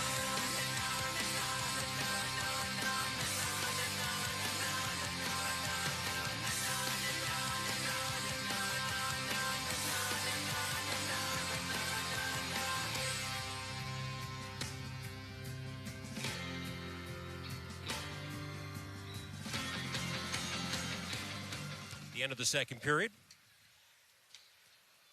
Not as many goals, so maybe not as entertaining for the fans, but structurally, I think a better game by both teams today. Absolutely. Krebs will clear it out. Bell will pick it up and dump it right back in. Hey, out of his net, stops it and gives it to Krebs. And he'll bounce it off of Pitlick and out to center ice. Bell gets there first. Bell all tangled up with Mariala. This puck comes free in front. Pitlick to Mariala on the doorstep, and it's off a stick and just wide and now centered. And a quick one-timer by Savoy misses the mark as we've got a whistle and a stoppage in play. And obviously in these games, I often see coaches just kind of mix up, shift up their lines to see if they can get a little bit more juice out of some guys. And seeing Rhett Pitlick up on a line with Valjami Mariala and Matt Savoy, so an opportunity for him for sure. And now seeing Howard out on the ice with Savoy, maybe just a line change there, but that's how they started after the timeout. So, I mean, for these guys, it's just every time you get an opportunity to play with different players to showcase what you have, it's important. Flames will come out. Honzek trying to weave his way in, loses the puck, and Flames will have to clear out on a delayed offside call as Mariala will skate it across the red line, and now the Flames blue line and force a pass up the far side to Howard. He tries a shot and fans on it. Savoy gets a shot off, but off the outside of Sergeyev's net. Now King will work it up the left wing side to Honzek. Honzek using that extra 15 pounds to protect the puck, but he puts it right on Woodall's stick, and the Oilers will send it out to center. Mack moves it in behind the Oilers net, but now just under 4 minutes to play in the second. Here's King to Gridden, who shoots and scores!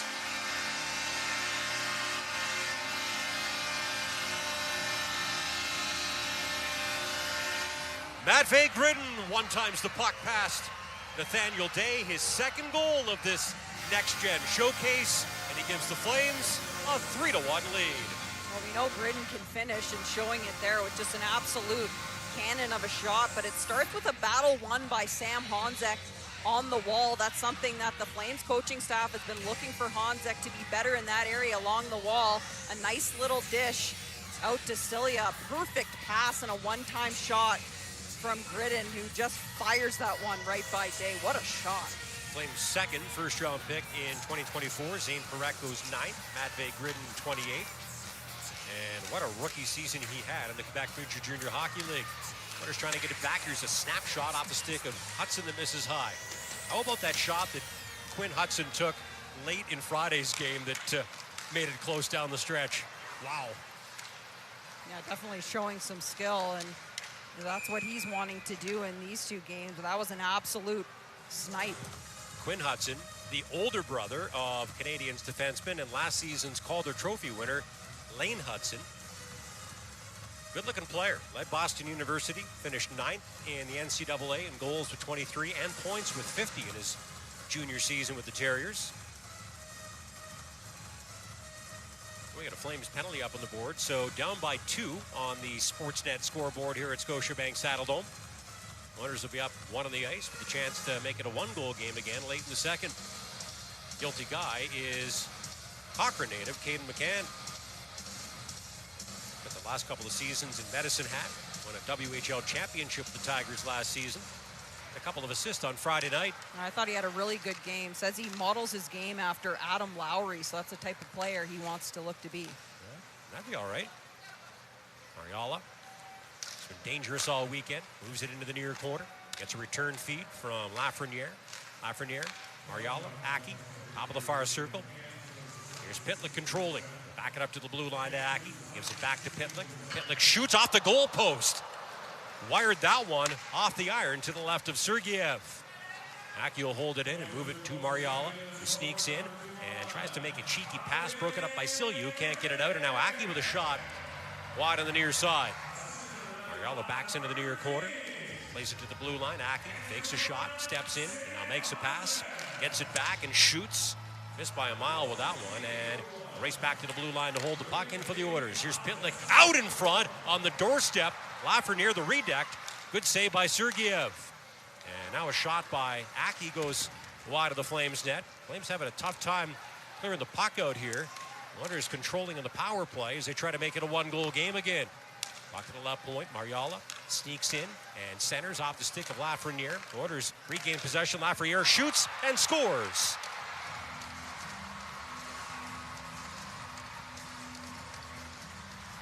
Tommy Lafreniere with a seeing eye shot into the top corner of Arseny Sergeyev's net. The Oilers score a power play goal.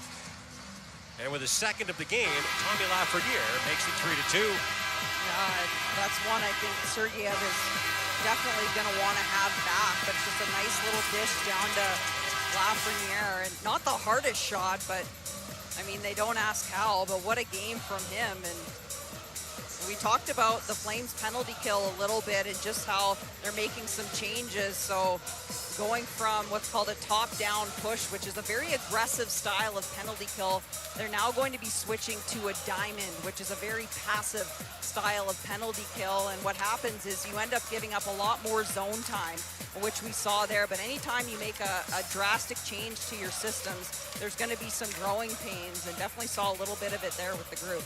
Tough to make those changes in season, and Flames brought Trent Call up, and I thought he did a great job coaching on special teams, and I think a lot easier for coaches and players to make those adjustments during the offseason, and then you've got training camp in the preseason to get everybody on the same page.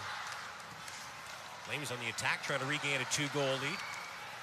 Here's Savoy off the right wing side. Pony. It's turned back the Flames blue line by A little pushing and shoving. Oh boy, Matt Savoy just cross-checked Nathan Brisson right in the head. And the guy wearing the C for the Oilers in this next-gen game is going to be escorted to the penalty box. That was a little nasty.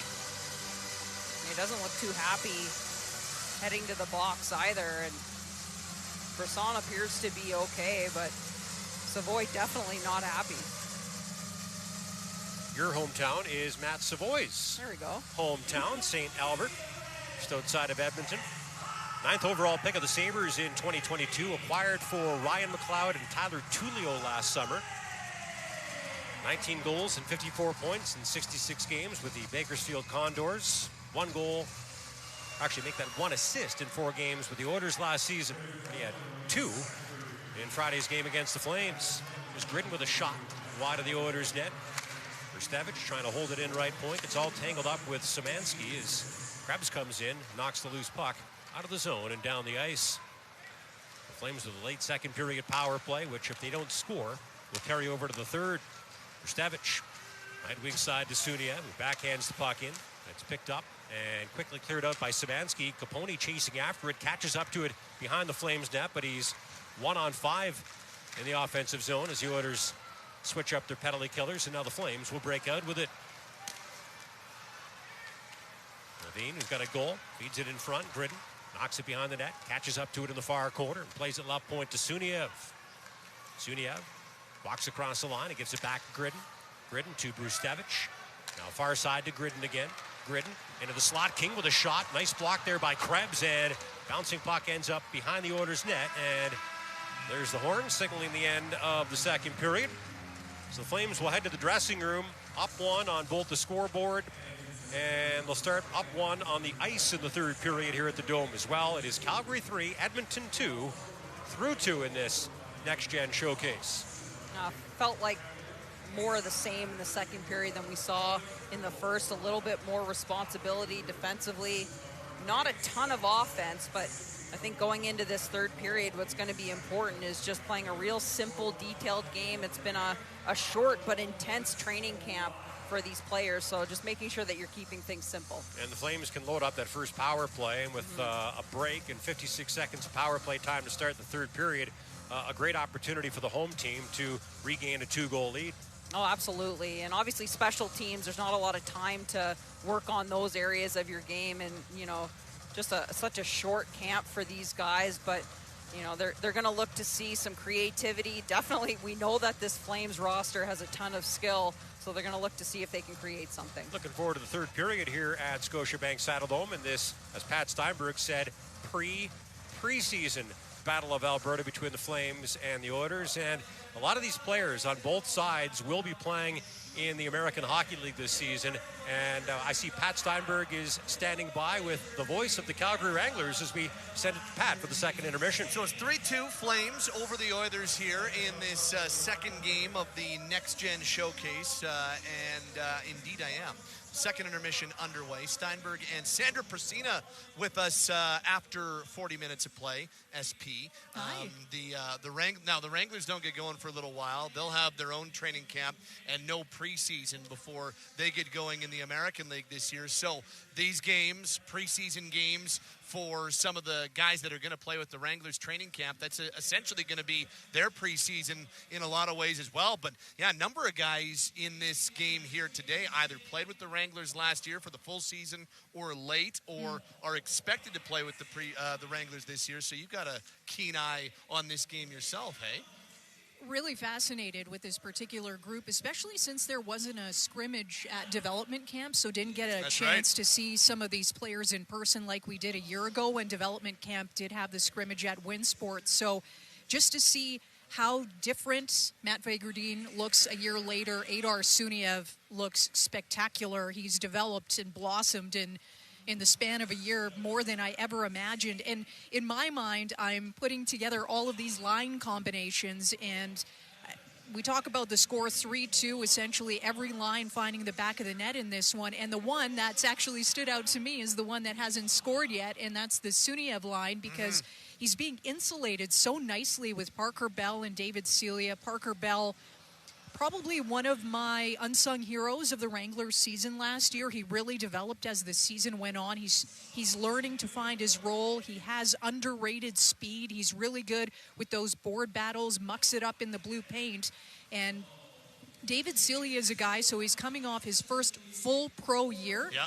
And if people just haven't re-signed about a week and a half ago, So he's found a really nice role here in Calgary, but for people that didn't really know a lot about him and haven't seen him in person in a Wranglers game, he is spectacular in the face-off circle. Like his last year in Wisconsin, he was nearly at 60%. He won the 4th most face-offs in all of NCAA and the most in Big Ten. So if you have a guy like Suniev and you're making the transition to pro, what better way to put him on a line with David Celia and Parker Bell? So they stood out to me the most, and it's funny, ironic, because they didn't get on the score sheet, but I love what I'm seeing. Same thing with Gridden and finding some chemistry with Sam Honzek, who looks like he's gone through a growth spurt or something is different about him. I'd read that, or he had said that he put on 15 pounds, and the eye test is seeing that because he is heavy on the boards and he's winning battles in the corners, and you can see him just taking that next step as he continues his professional career.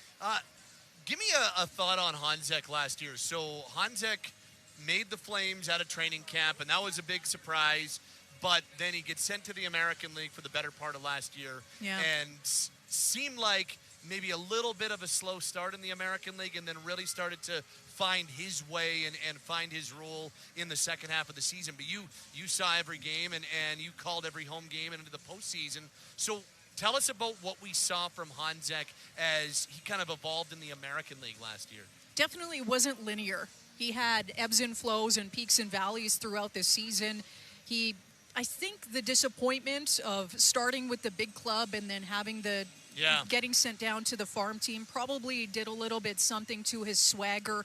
And there were some nights where he was completely noticeable. He was using his speed. He was crashing the net. I remember he scored a spectacular goal as I looked down at the penalty box. He came out of the penalty box, cruised in on goal, and did one of his Superman moves. I think we saw that in a preseason game with the Flames. That's right, we Seattle, did. Yep. was it? Right? So the skill set was on display, but not all of the time. And as the games got tougher and the team had a really tough second half of the season where absolutely nothing was going right, I think things weren't going right for him either, and he just really wasn't able to take that next step. So he goes back home, he trains with Marty Pospisil, gets everything done. I'm sure he's going to be a behemoth this season with the big club, Pospisil that is. So I'm excited to see him take that next step because everybody's looking at him, who's the next one, who's the next one? But we would be remiss if we would say, okay, his last year in junior, he was injury-plagued, right? So he's still playing a bit of catch-up when it comes to that professional game and making that transition to a full, whether it be 72 or 82-game season. The other guy that is really interesting to me on that same line, so, you know, Gridden might be in the American League this year. Honzek might be in the American League this year if he doesn't crack the Flames out of camp.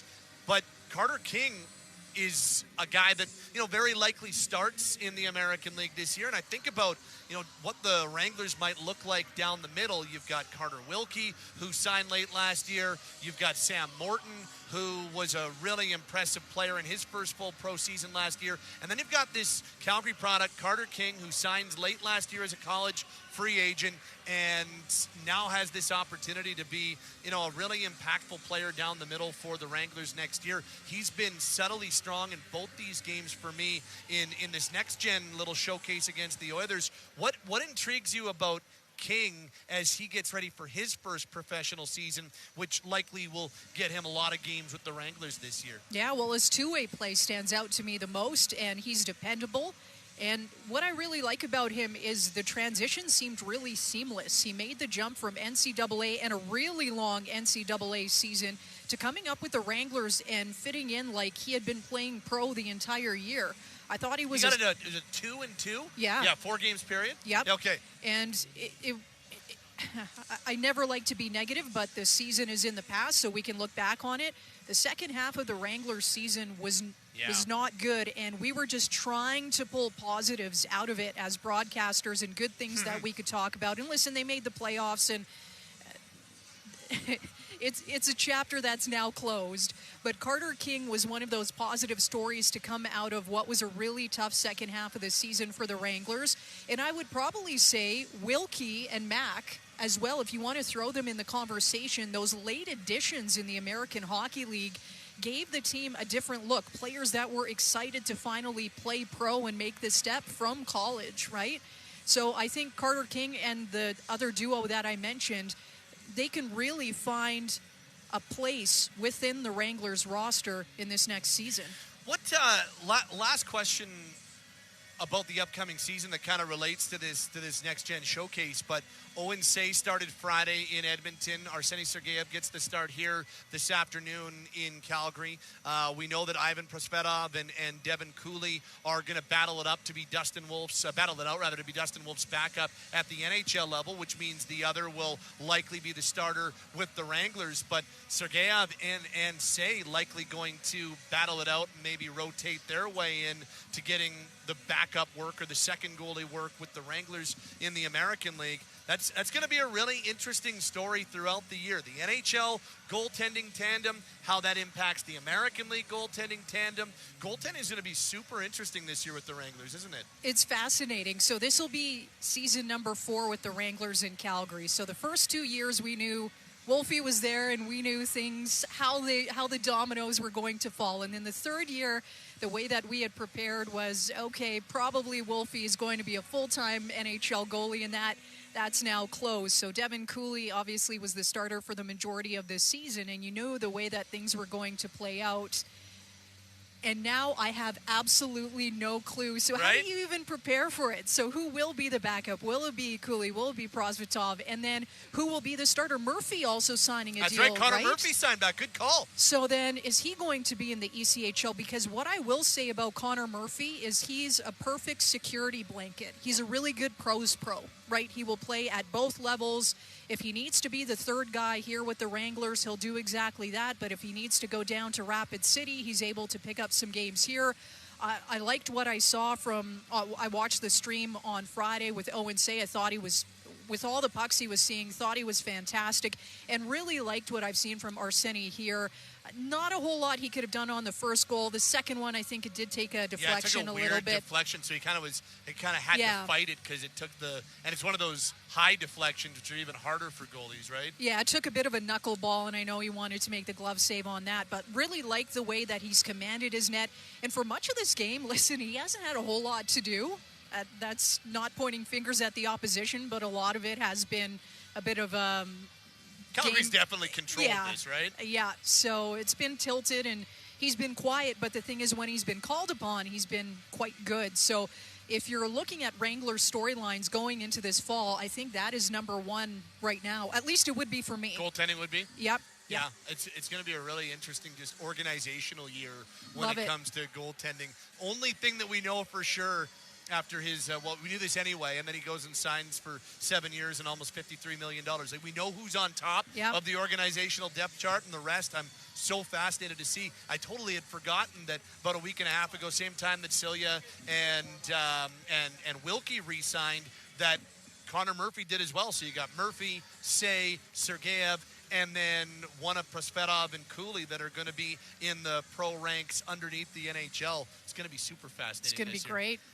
Okay, Wranglers start with a road-heavy schedule this year. 2 in Colorado, 2 in Tucson before the home opener on October 24th, which you can, of course, get on AHL TV. Select games on Sportsnet 960 The Fan all year long with the voice of the Calgary Wranglers for season number 4 as well, Sandra Persina. Thanks, SP. Oh, Good to it's see my you here pleasure. today. Wasn't it nice coming into the arena today? AC cranked. How often does that happen? I was walking in. Oh, you walked, yeah. I was like, oof. Long sleeves and pants. I cannot wait to get inside. 25 degrees outside. Nice Love and it. cool. Perfect in here. Thanks, SP. My pleasure. Thanks for having me. Sandra Persina is the voice of the Calgary Wranglers, joining us here after 40 minutes of play of this next-gen showcase game at the Scotiabank Saddledome. Flames have a 3-2 lead after 40 minutes of play. We'll be back at your second period scoring summary and set you up for period number 3 around the corner. This is Calgary Flames hockey on Sportsnet 960 The Fan.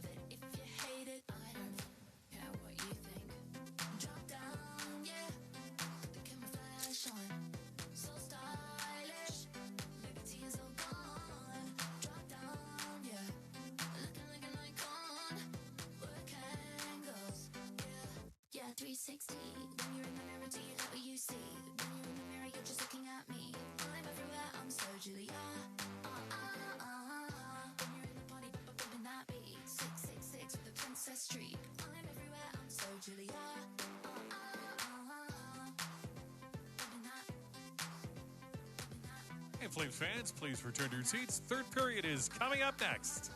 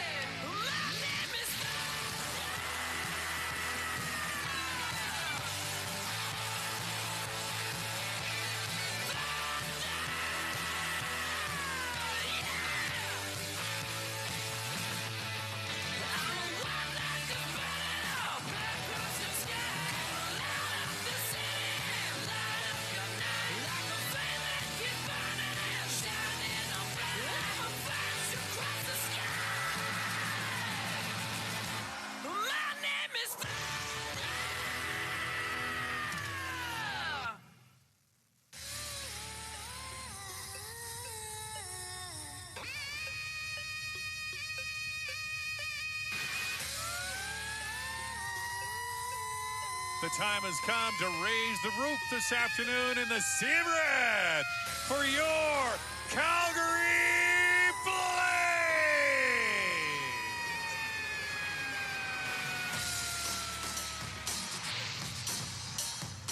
And here are today's second period highlights presented by Sportsnet.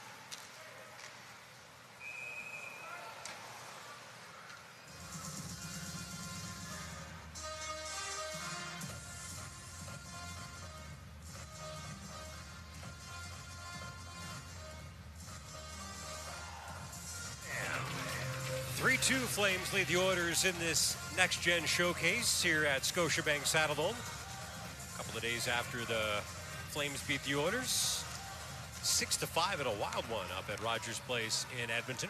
Derek Wills alongside Megan Mickelson for the call of the third period. Flames do start the third on the power play. with now 33 seconds remaining in a penalty to the Oilers' Matt Savoy. In this third period, the Flames with their home red jerseys on are moving from right to left on your radios. The Oilers with their road whites from left to right. Here comes Hanzek. Slides across the Oilers line, cuts to the middle and shoots, and that shot goes off a stick and deflects over top of Dave's net. Now Suniev's got it. Suniev through his seam, top of the near circle, Gridden with a shot, and that one's blocked by Von Richter, who takes one for the team as Flames hold the puck in. 5 seconds left of their power play as Suniev bounces it far corner to Hanzek. Tries to leave it down low for Suniev, but he gets cut off. Good play there by Davidson, and the Oilers will clear it out as the Flames power play comes to an end. Here's a steal. Savoy with a shot, and he's stopped by Sergeyev. We saw a lot of those opportunities on Friday, Mick. Breakdowns and guys left alone in front, but that's a huge save for Arseny Sergeyev to stop Matt Savoy. Yeah, a lot less time and space out here, obviously, but just a relentless forecheck from Savoy as well to create that opportunity for himself. And a couple of goals on Friday. He's been dangerous again today as got a battle for the puck along the end boards behind the Flames net. Brisson shoved down to the ice by Savoy, who's been feisty on this Sunday afternoon. Battle for the puck in the near corner. Cleared up the boards, not out. Held in right point by Woodall. Gives it to Mariala. And he tries to play it to Howard, who hasn't been as dominant as I thought he might be during this 2-game next-gen series. The Oilers have high hopes for him. I was told by a couple of people in the know that he's probably penciled in to play for the team this season, but we'll have to earn that spot. Mariala, and up the right wing side, cuts to the middle and drops, but Oilers were in the middle of making a change there and can't keep the puck in, so Davidson will just dump it in from the red line. I don't think Matt Savoy's hurt his chances to make the team. No, not at all. He's been excellent in both games. Here comes Bell across the red line, but he has his pocket pick. Pony will backhand the puck in, and Suniev will go back to get it. Leaves it in behind his net. Winding up is Phillips, who can certainly skate for a big guy at 6'6", 230. Moves it to Suniev, who tries to drive the net. He gets a weak shot away, but it's booted away by Day. And now here's a shot. Alain scores.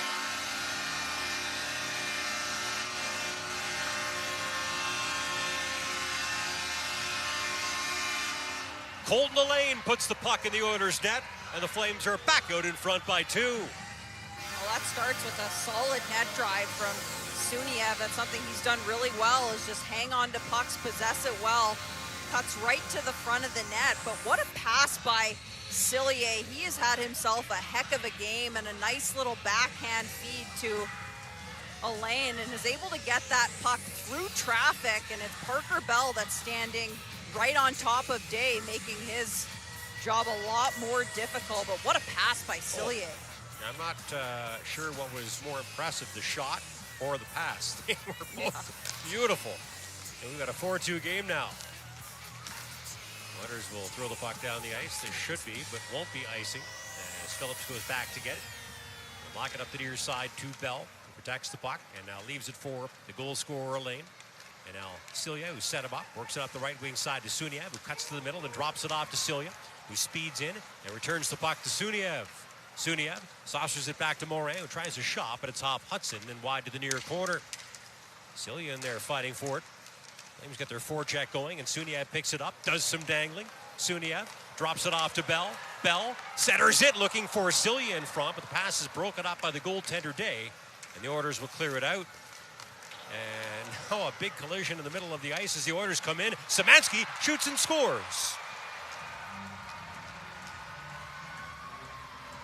There was a malfunction at the junction, as the great Ed Whalen would say, and Josh Szymanski picks up a loose puck and puts it past Arseny Sergeyev, and we've got a one-goal game again. And it's Morin and Suniev that get tied up in the neutral zone and results in a 2-on-1 and a nice dish to Szymanski, who he's on his offside as well, so he has that inside lane to shoot the puck and gets a great shot off, puts it right by Sergeyev. By the way, we've got some updated shots. Calgary has 22 to Edmonton's 14. And what was a low-scoring game for 2 periods is trending in the direction that Friday's game went in. No, they must be updating the shots after every period. Better than not at all. We were wondering at the end of Friday's game how many saves the 3 goaltenders that played had made. Still don't know. 2 days later. All right, 11 goals on Friday. We're up to 7 goals today. The Flames out in front of the Oilers 4-3 here at the Saddle Dome. Flames get it in deep. Puck picked up and beyond the Oilers net by Krebs. And he'll clear it out to center. Here's Etienne Morin. Morin will start the breakout. Move it up middle off the stick of King. Who nudges the puck to Gridden. Gridden shoots. What a release. But a good blocker save by Day. And the puck deflects out of play. Well, something that Brett Sutter is going to be looking at the group for. I mean, they're up in this game, and what they almost weren't able to do on Friday was close that game out and just sort of shut things down. So no doubt that was the messaging from him, and just making sure that you're paying attention to the details, not giving up a ton, but being able to shut games out. Face-off coming up to Day's right. And we'll take it now against Lafreniere, who's got 2 goals today. Lafreniere wins that defensive zone face-off, and Von Richter will clear the puck out to center. Here's Herdig, who's had a good game, playing in the arena that he will spend the season in as a member of the Calgary Hitmen. Lafreniere trying to clear the zone can't. Battenberg can't get it out either. He's been quiet in the last 20 minutes or so. Here's a quick shot off the stick of Levine, who's already got a goal today, but this one deflects over the glass and into the netting.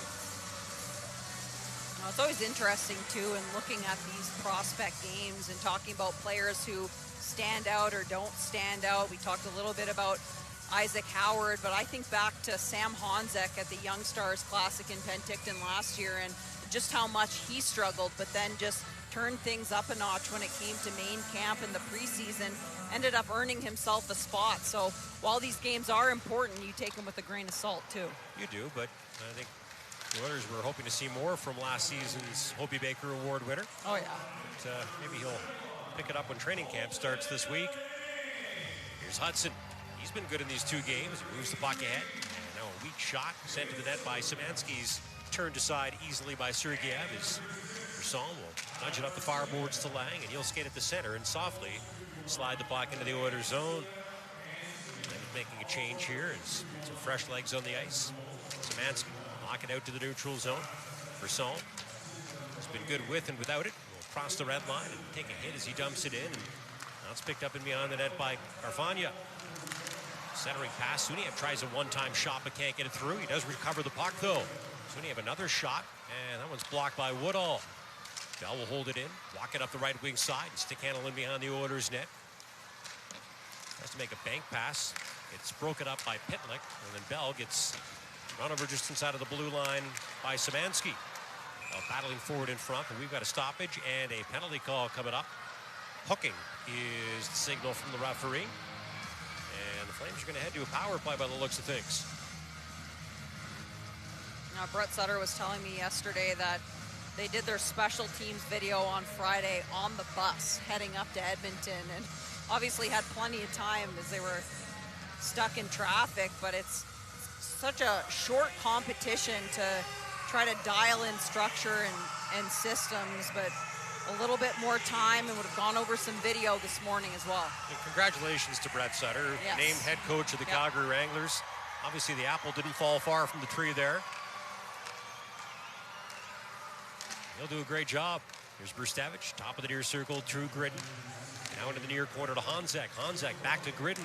Gridden trying to center. It's knocked down King with a backhand. The Calgary kid got pretty good wood on that one, but Day makes the save and hangs on. He's been impressive too, King, and you know, a player that plays in all situations, just really consistent and trustworthy, good in the face-off circle. Seen him here on the power play, plays the penalty kill as well, and a nice little backhand chance for him there right from that bumper position. That's a tough position to play as a forward, but makes the most of kind of just a nice little feed there. Doesn't put it away, but a great chance. Puck will come out. Brustevich will turn back into his own territory with it. Brustevich to King, and now ahead to Honzek. Speeds it up the right wing side. Gets by his man and shoots. He stopped. There's a rebound, but the Flames can't collect it. Brustevich, top of the far circle to Suniev. Suniev with a shot off a body and wide of the Oilers' net. Flames unable to hold it in as it gets by Brustevich, and Suniev will just let it slide deep into Flames territory as both teams start to change with 1:05 remaining in the Oilers' penalty to Pitlick. And just over 13 minutes to go in the third period here at Scotiabank Saddledome in Calgary, where it's the Flames 4 and the Oilers 3 in this next-gen showcase.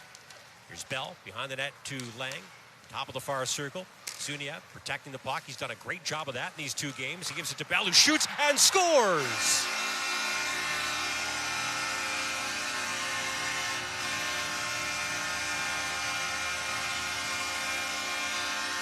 Parker Bell put the puck on net, and Hunter Lang redirected it by Nathaniel Day. The Flames score a power play goal and take a 5-3 lead. Now, one thing Hunter Lang has shown in these two games, in my opinion, is just what an intelligent player he is. And it's a nice pass from Parker Bell, but Lang does a nice job of positioning himself right in front of the net. Make sure he shows Parker Bell that backhand, a nice little tip in. Talked about the size the Flames have for this next-gen showcase. Hunter Lang is no shrinking violet, 6'6", 205, and had a good season, 25 goals and 48 points in 64 games with the Prince George Cougars and Saskatoon Blades a season ago. Now, there's definitely a lot of the size on both sides of the ice. For a lot of players, it's going to be about building up strength and power. Boney tries a shot. That gets blocked. Puck held in right point. Woodall banks it off the boards to Lafreniere. He's looking for his hat trick, and he'll shovel it in behind the Flames net. Matt gets it to it first to the far corner, and he will skate it out to center. Flip it to the Oilers line where it's knocked down by Krebs, and both teams will start changing as Woodall will slide it at the right wing side to Capone, who drops it between his legs to Woodall. Woodall to Howard with a one-time shot, stick to side by Sergeyev.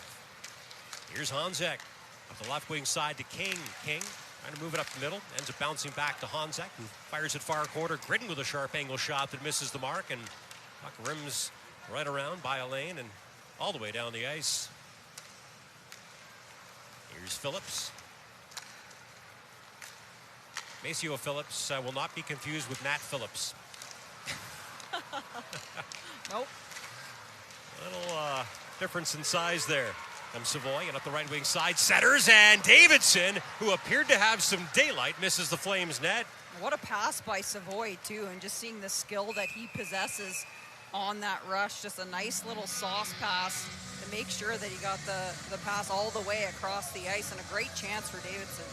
It's interesting. I'm not sure the Oilers make that trade with the Sabres if they don't have to clear some cap space, but it's one of those trades that at the time doesn't make you a better team, but down the road might. And based on what we've seen from Matt Savoy during this two-game set, he is going to make the Oilers a better team, potentially this season, probably this season, and definitely down the road. Oilers with an offensive zone draw. Zaki right point into the near corner. And now Pitlick fires it across the ice. Krebs to the high slot. Here's a one-time shot wide up the stick of Szymanski. Here Hudson back to the blue line, but it gets by Aki. He has to hustle back as King's in hot pursuit. Get the puck to Hudson. Crosses the Flames blue line and shoots off the stick of Phillips up over the glass and out of play. We'll step away with 10:52 to play in period number 3 of this next-gen showcase. Maceo Phillips trying to get under the skin of the Oilers again. He's done a good job of that all weekend. It's the Flames 5 and the Oilers 3. And this is Calgary Flames hockey on Sportsnet 960, streaming on the Sportsnet and Flames app and on CalgaryFlames.com. All right, Flames fans, we're up here in red corner above section 215. It's time for the Eagle Builders Fireball Kit. I hope there's still some gas left in the tank. The boys have been working hard and working the flame as well, but we've got 6-year-old Bella up here, and I told her that if you guys get louder than you've been all afternoon, she gets to shoot off the fireballs above the ice. So we're going to need a little bit of help. No matter what team you cheer for, we're on Team Bella right now. So Bella, what do you want all the fans here to do? Make some noise! What do you say? Let's get loud. Let's hear ya. Oh, that sounds pretty good. Okay, Bella, you ready? 3, 2, 1, hit it. Oh, nice work, Bella. Unbelievable. Keep it going for Bella and keep it going for your Calgary Flames.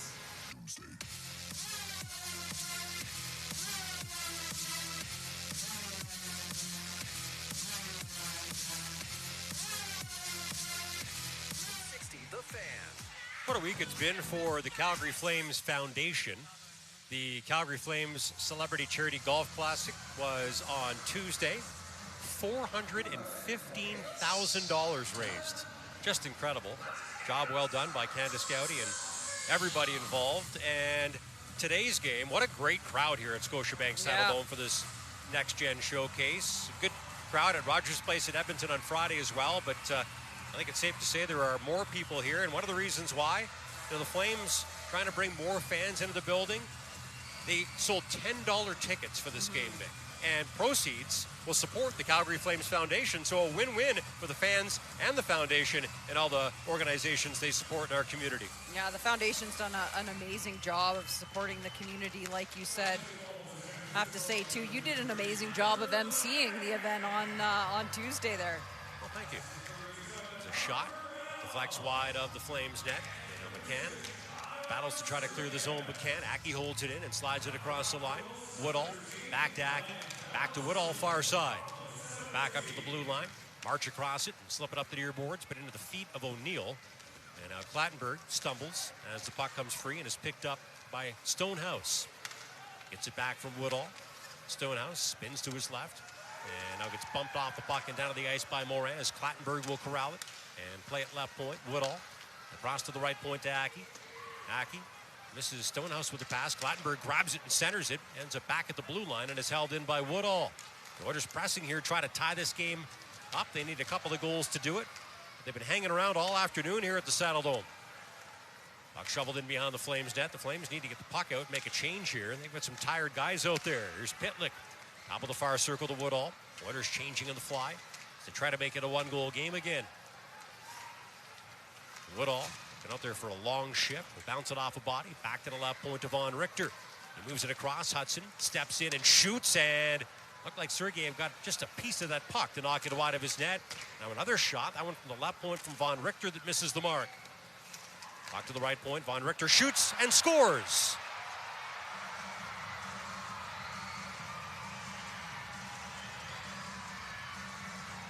Parker Von Richter with a shot from the right point that through some traffic gets by Arseny Sergeyev, and the Oilers are back to within one. They have cut the Flames' lead to 5-4. Now, sometimes as a defenseman at the blue line, you're just trying to get pucks through, and that's exactly what Von Richter's doing. Got one look at it, just sort of threw it at the net, and then a second try, and you could tell there was quite a bit of traffic, a lot of bodies just flying through that high slot area. Szymanski hanging around.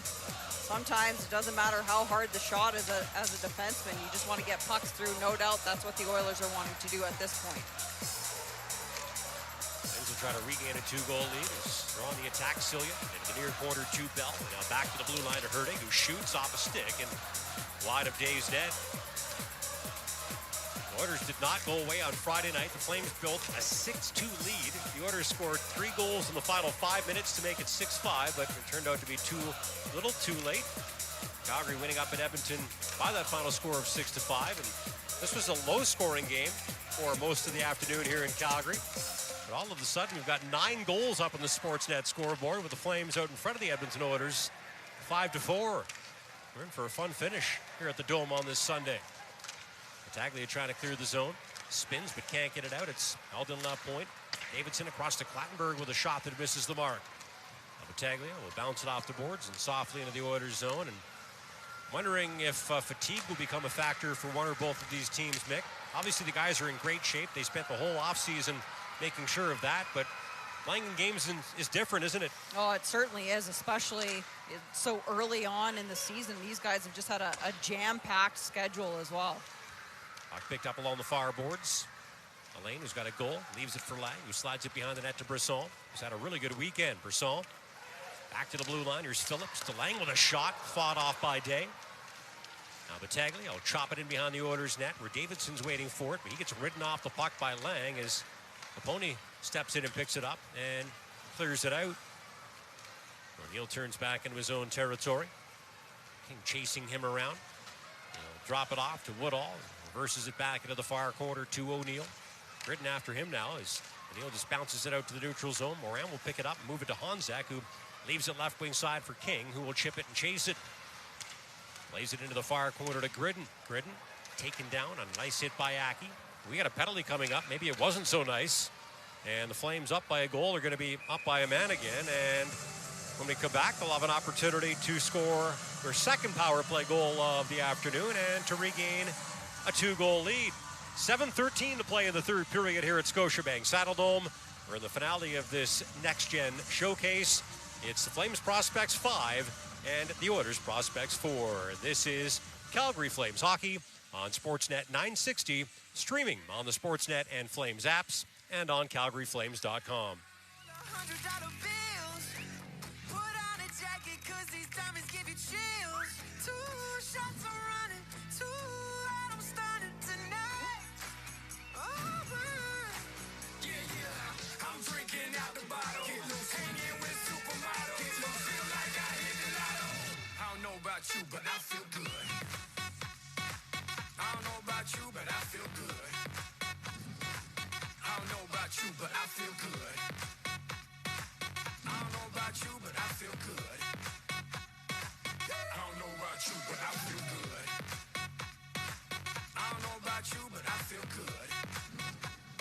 I don't know about you, but I feel good. I'm 1 + 1, I'm too strong. If you ain't about money, then get gone. I'd hate me too if I were you. And when it comes to billions, I'll take 2. It's only one life, you don't get 2. So live life, don't let it live you.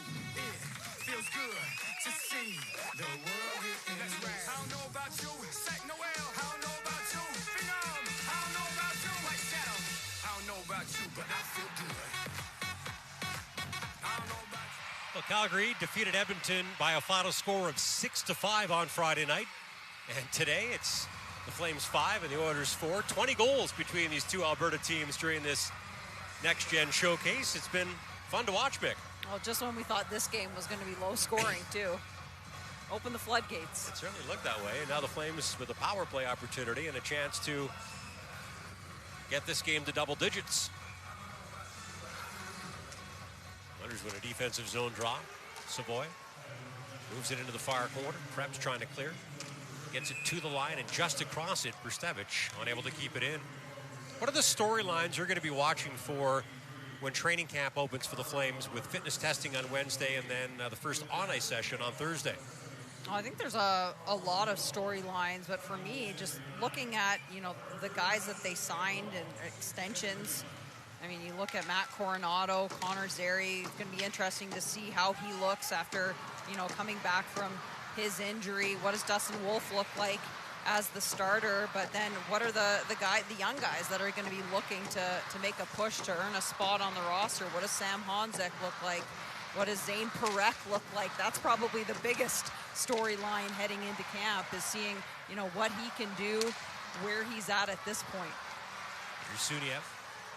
Moves it to the middle of the ice. It's picked up by King. Makes a saucer pass over to Suniev. Suniev shoots. Honzek the tip. It's stopped. And now Gridden will move it into the far corner to Suniev. Suniev into the slot to King, who bumps it back to Brustevich. Brustevich with a shot wide on the short side. Now Gridden's got it in behind the Oilers' net. Gridden, top of the far circle to Suniev. He can shoot it. Suniev back to Gridden, and now back to Brustevich. Brustevich into the slot to King, far corner. Suniev will make that Gridden with a wicked one-timer, but he misses the mark, and the puck will deflect all the way down the ice. Suniev will scoop it up in behind Sergeyev's net and leave it there for Moran with 40 seconds remaining in this Flames power play. A little bit less than 6 minutes to go in the third period, with Calgary leading Edmonton 5-4 here at Scotiabank Saddledome. Battle forward in behind the Oilers' net. Battaglia will grab it, move it right point to Moran. Moran back to Battaglia. Battaglia spins. Battaglia walks through the net and tries to play it through a seam over to Mack, but the pass is smartly broken up by Pitlick, and he'll dump it down the ice. Both teams changing here as Lang will lug it in up the left wing side and float it in behind the Oilers net.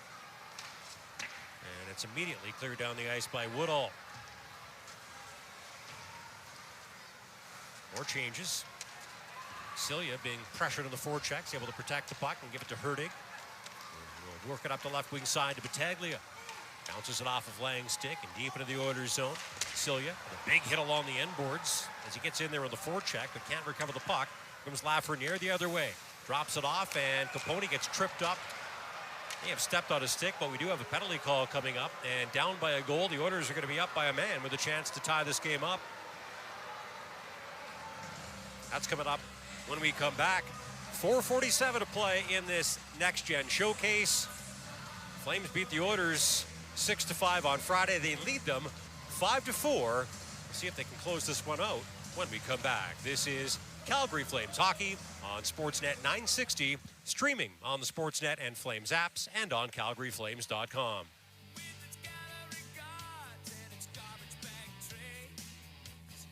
You guys sounded so good singing along last time. I thought we could fire up Sea of Red karaoke one more time.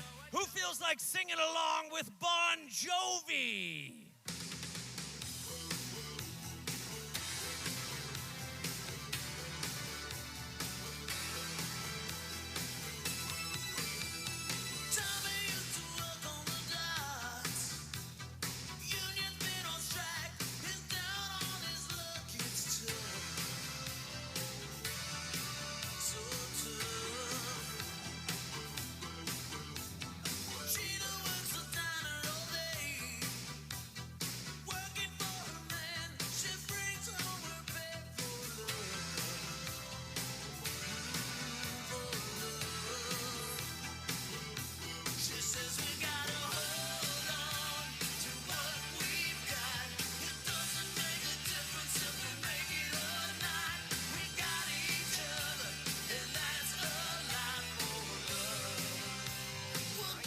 The Fan.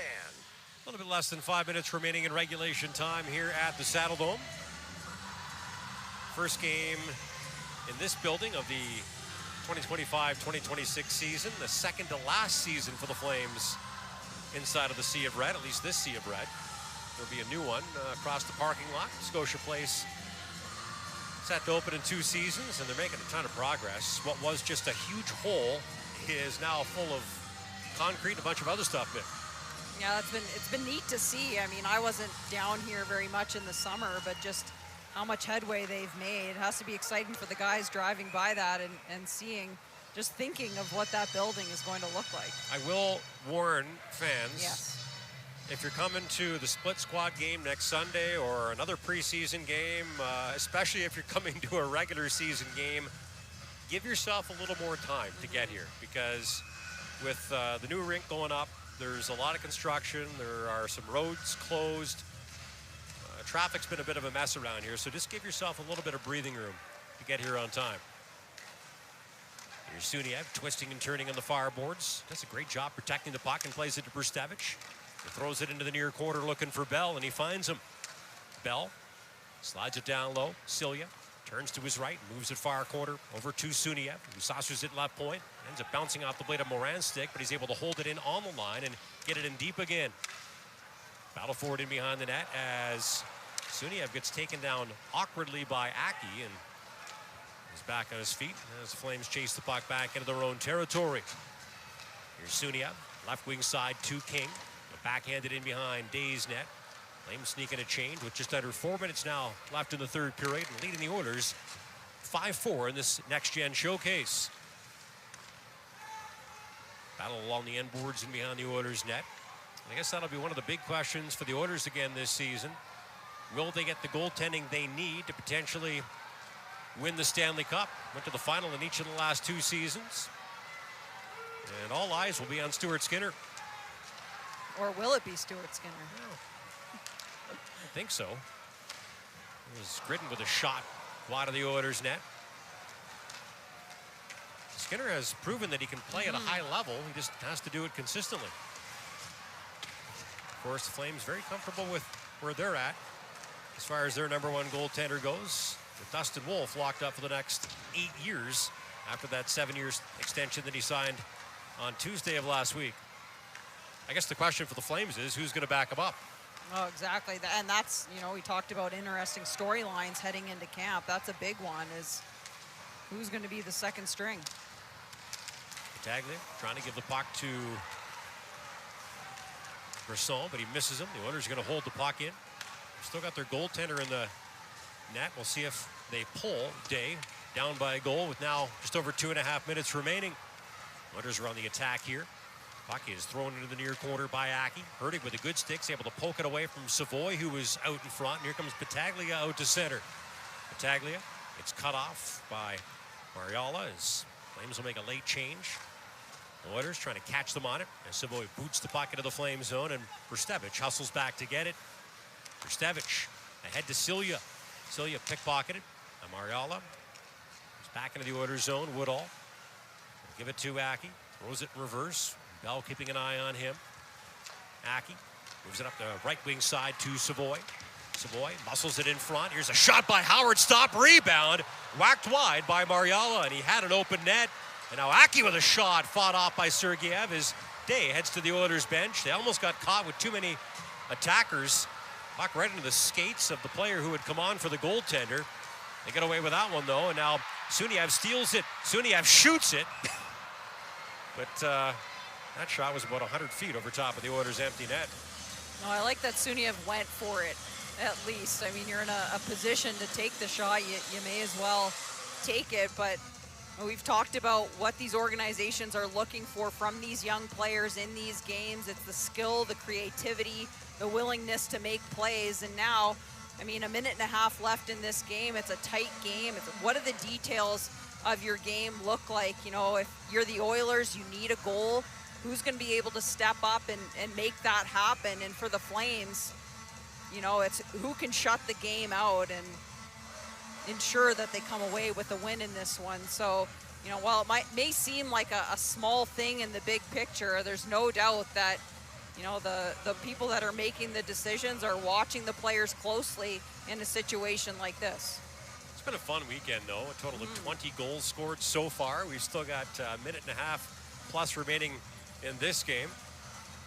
And you'd always rather win than lose, but to your point, Mick, this goes way beyond that. It's an opportunity for individuals to showcase what they can bring to the table, whether that be goals or assists or saves or physicality. We've seen lots of all that stuff. Yeah, and at this point, I mean, you don't want to be someone that's throwing a pizza up the middle of the ice and ending the game for your team either. I'm going to go for a pizza after the game, though. Nice. It's not one that was thrown up the middle of the ice. I threw a couple pizzas up the middle of the ice in my day. Oh, so I don't believe it. nothing wrong with that. Face-off coming up to Day's right. He's back in the Oilers' net with this defensive zone face-off. King will take it versus Lafreniere, who scored twice. King wins it. Back to the left point to Hurtig. Slides it in behind the Oilers' net. Gridden spins to his right and now plays it right point. And Mack will work one towards the net but wide as the Oilers' Hudson takes over.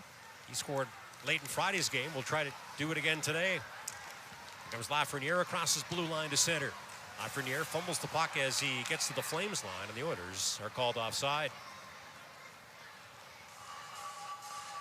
No, and for a lot of these guys, it's their last opportunity on this shift to kind of show what they have. If we've seen anything from this Flames group, is just what skill and promise they have coming up the pipeline, which has been great to see. Flames win a neutral zone face-off. And Hurtig give the puck to Honzek.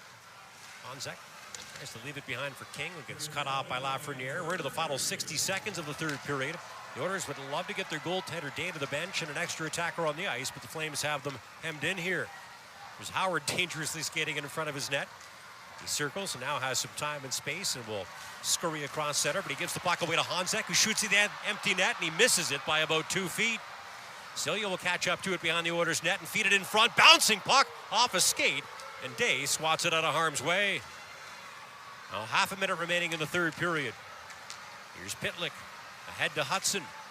He crosses the red line and whips it in behind the Flames net. Phillips will grab it along the far boards and make a short pass. Flames try to clear but can't. Here is Howard with a one-time shot, and he fires wide of the Flames net. Now 12 seconds to go. Howard walks to the middle. Howard steps in. Howard shoots. It's stopped. Pitlick the rebound. Stopped by Sergeyev. It bounces around on the blue paint. Bell clears it out of harm's way, and the Oilers will run out of time.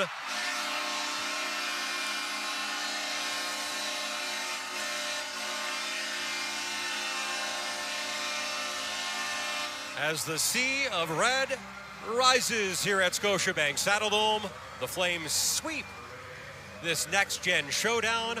Calgary wins at Edmonton 6-5 on Friday, and the Flames defeat the Oilers 5-4 today.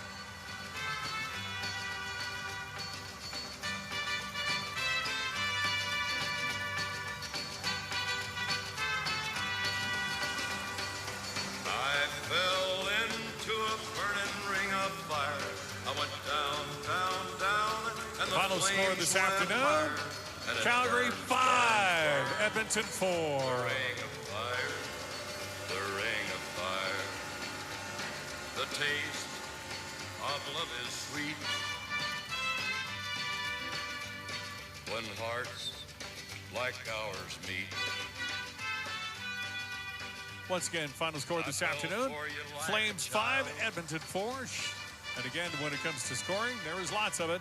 Flames goal scored by Colton Alain, assisted by David Silly, and also Adar Suniev. At 2:51, Edmonton goal scored by Josh Szymanski, assisted by Quinn Hudson, and Rhett Pitlick at 3:47. Flames' fifth goal scored by Hunter Lang, assisted by Parker Bell and Adar Suniev. At 7:13, power play goal. And Edmonton's fourth goal this afternoon by Parker Von Richter, assisted by Quinn Hudson and Carson Woodall at 10:39. And the flames went higher, and it burns, burns, burns.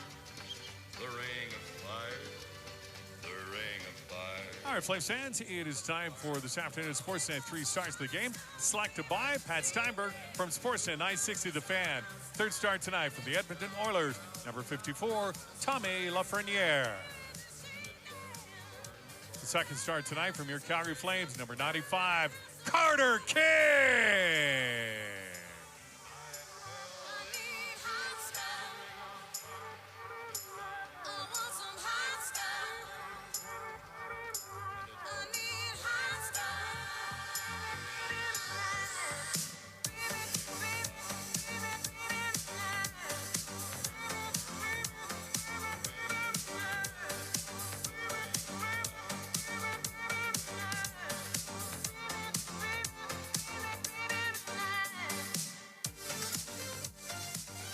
And your first start tonight for the Calgary Flames, number 51, Matvei Griddy.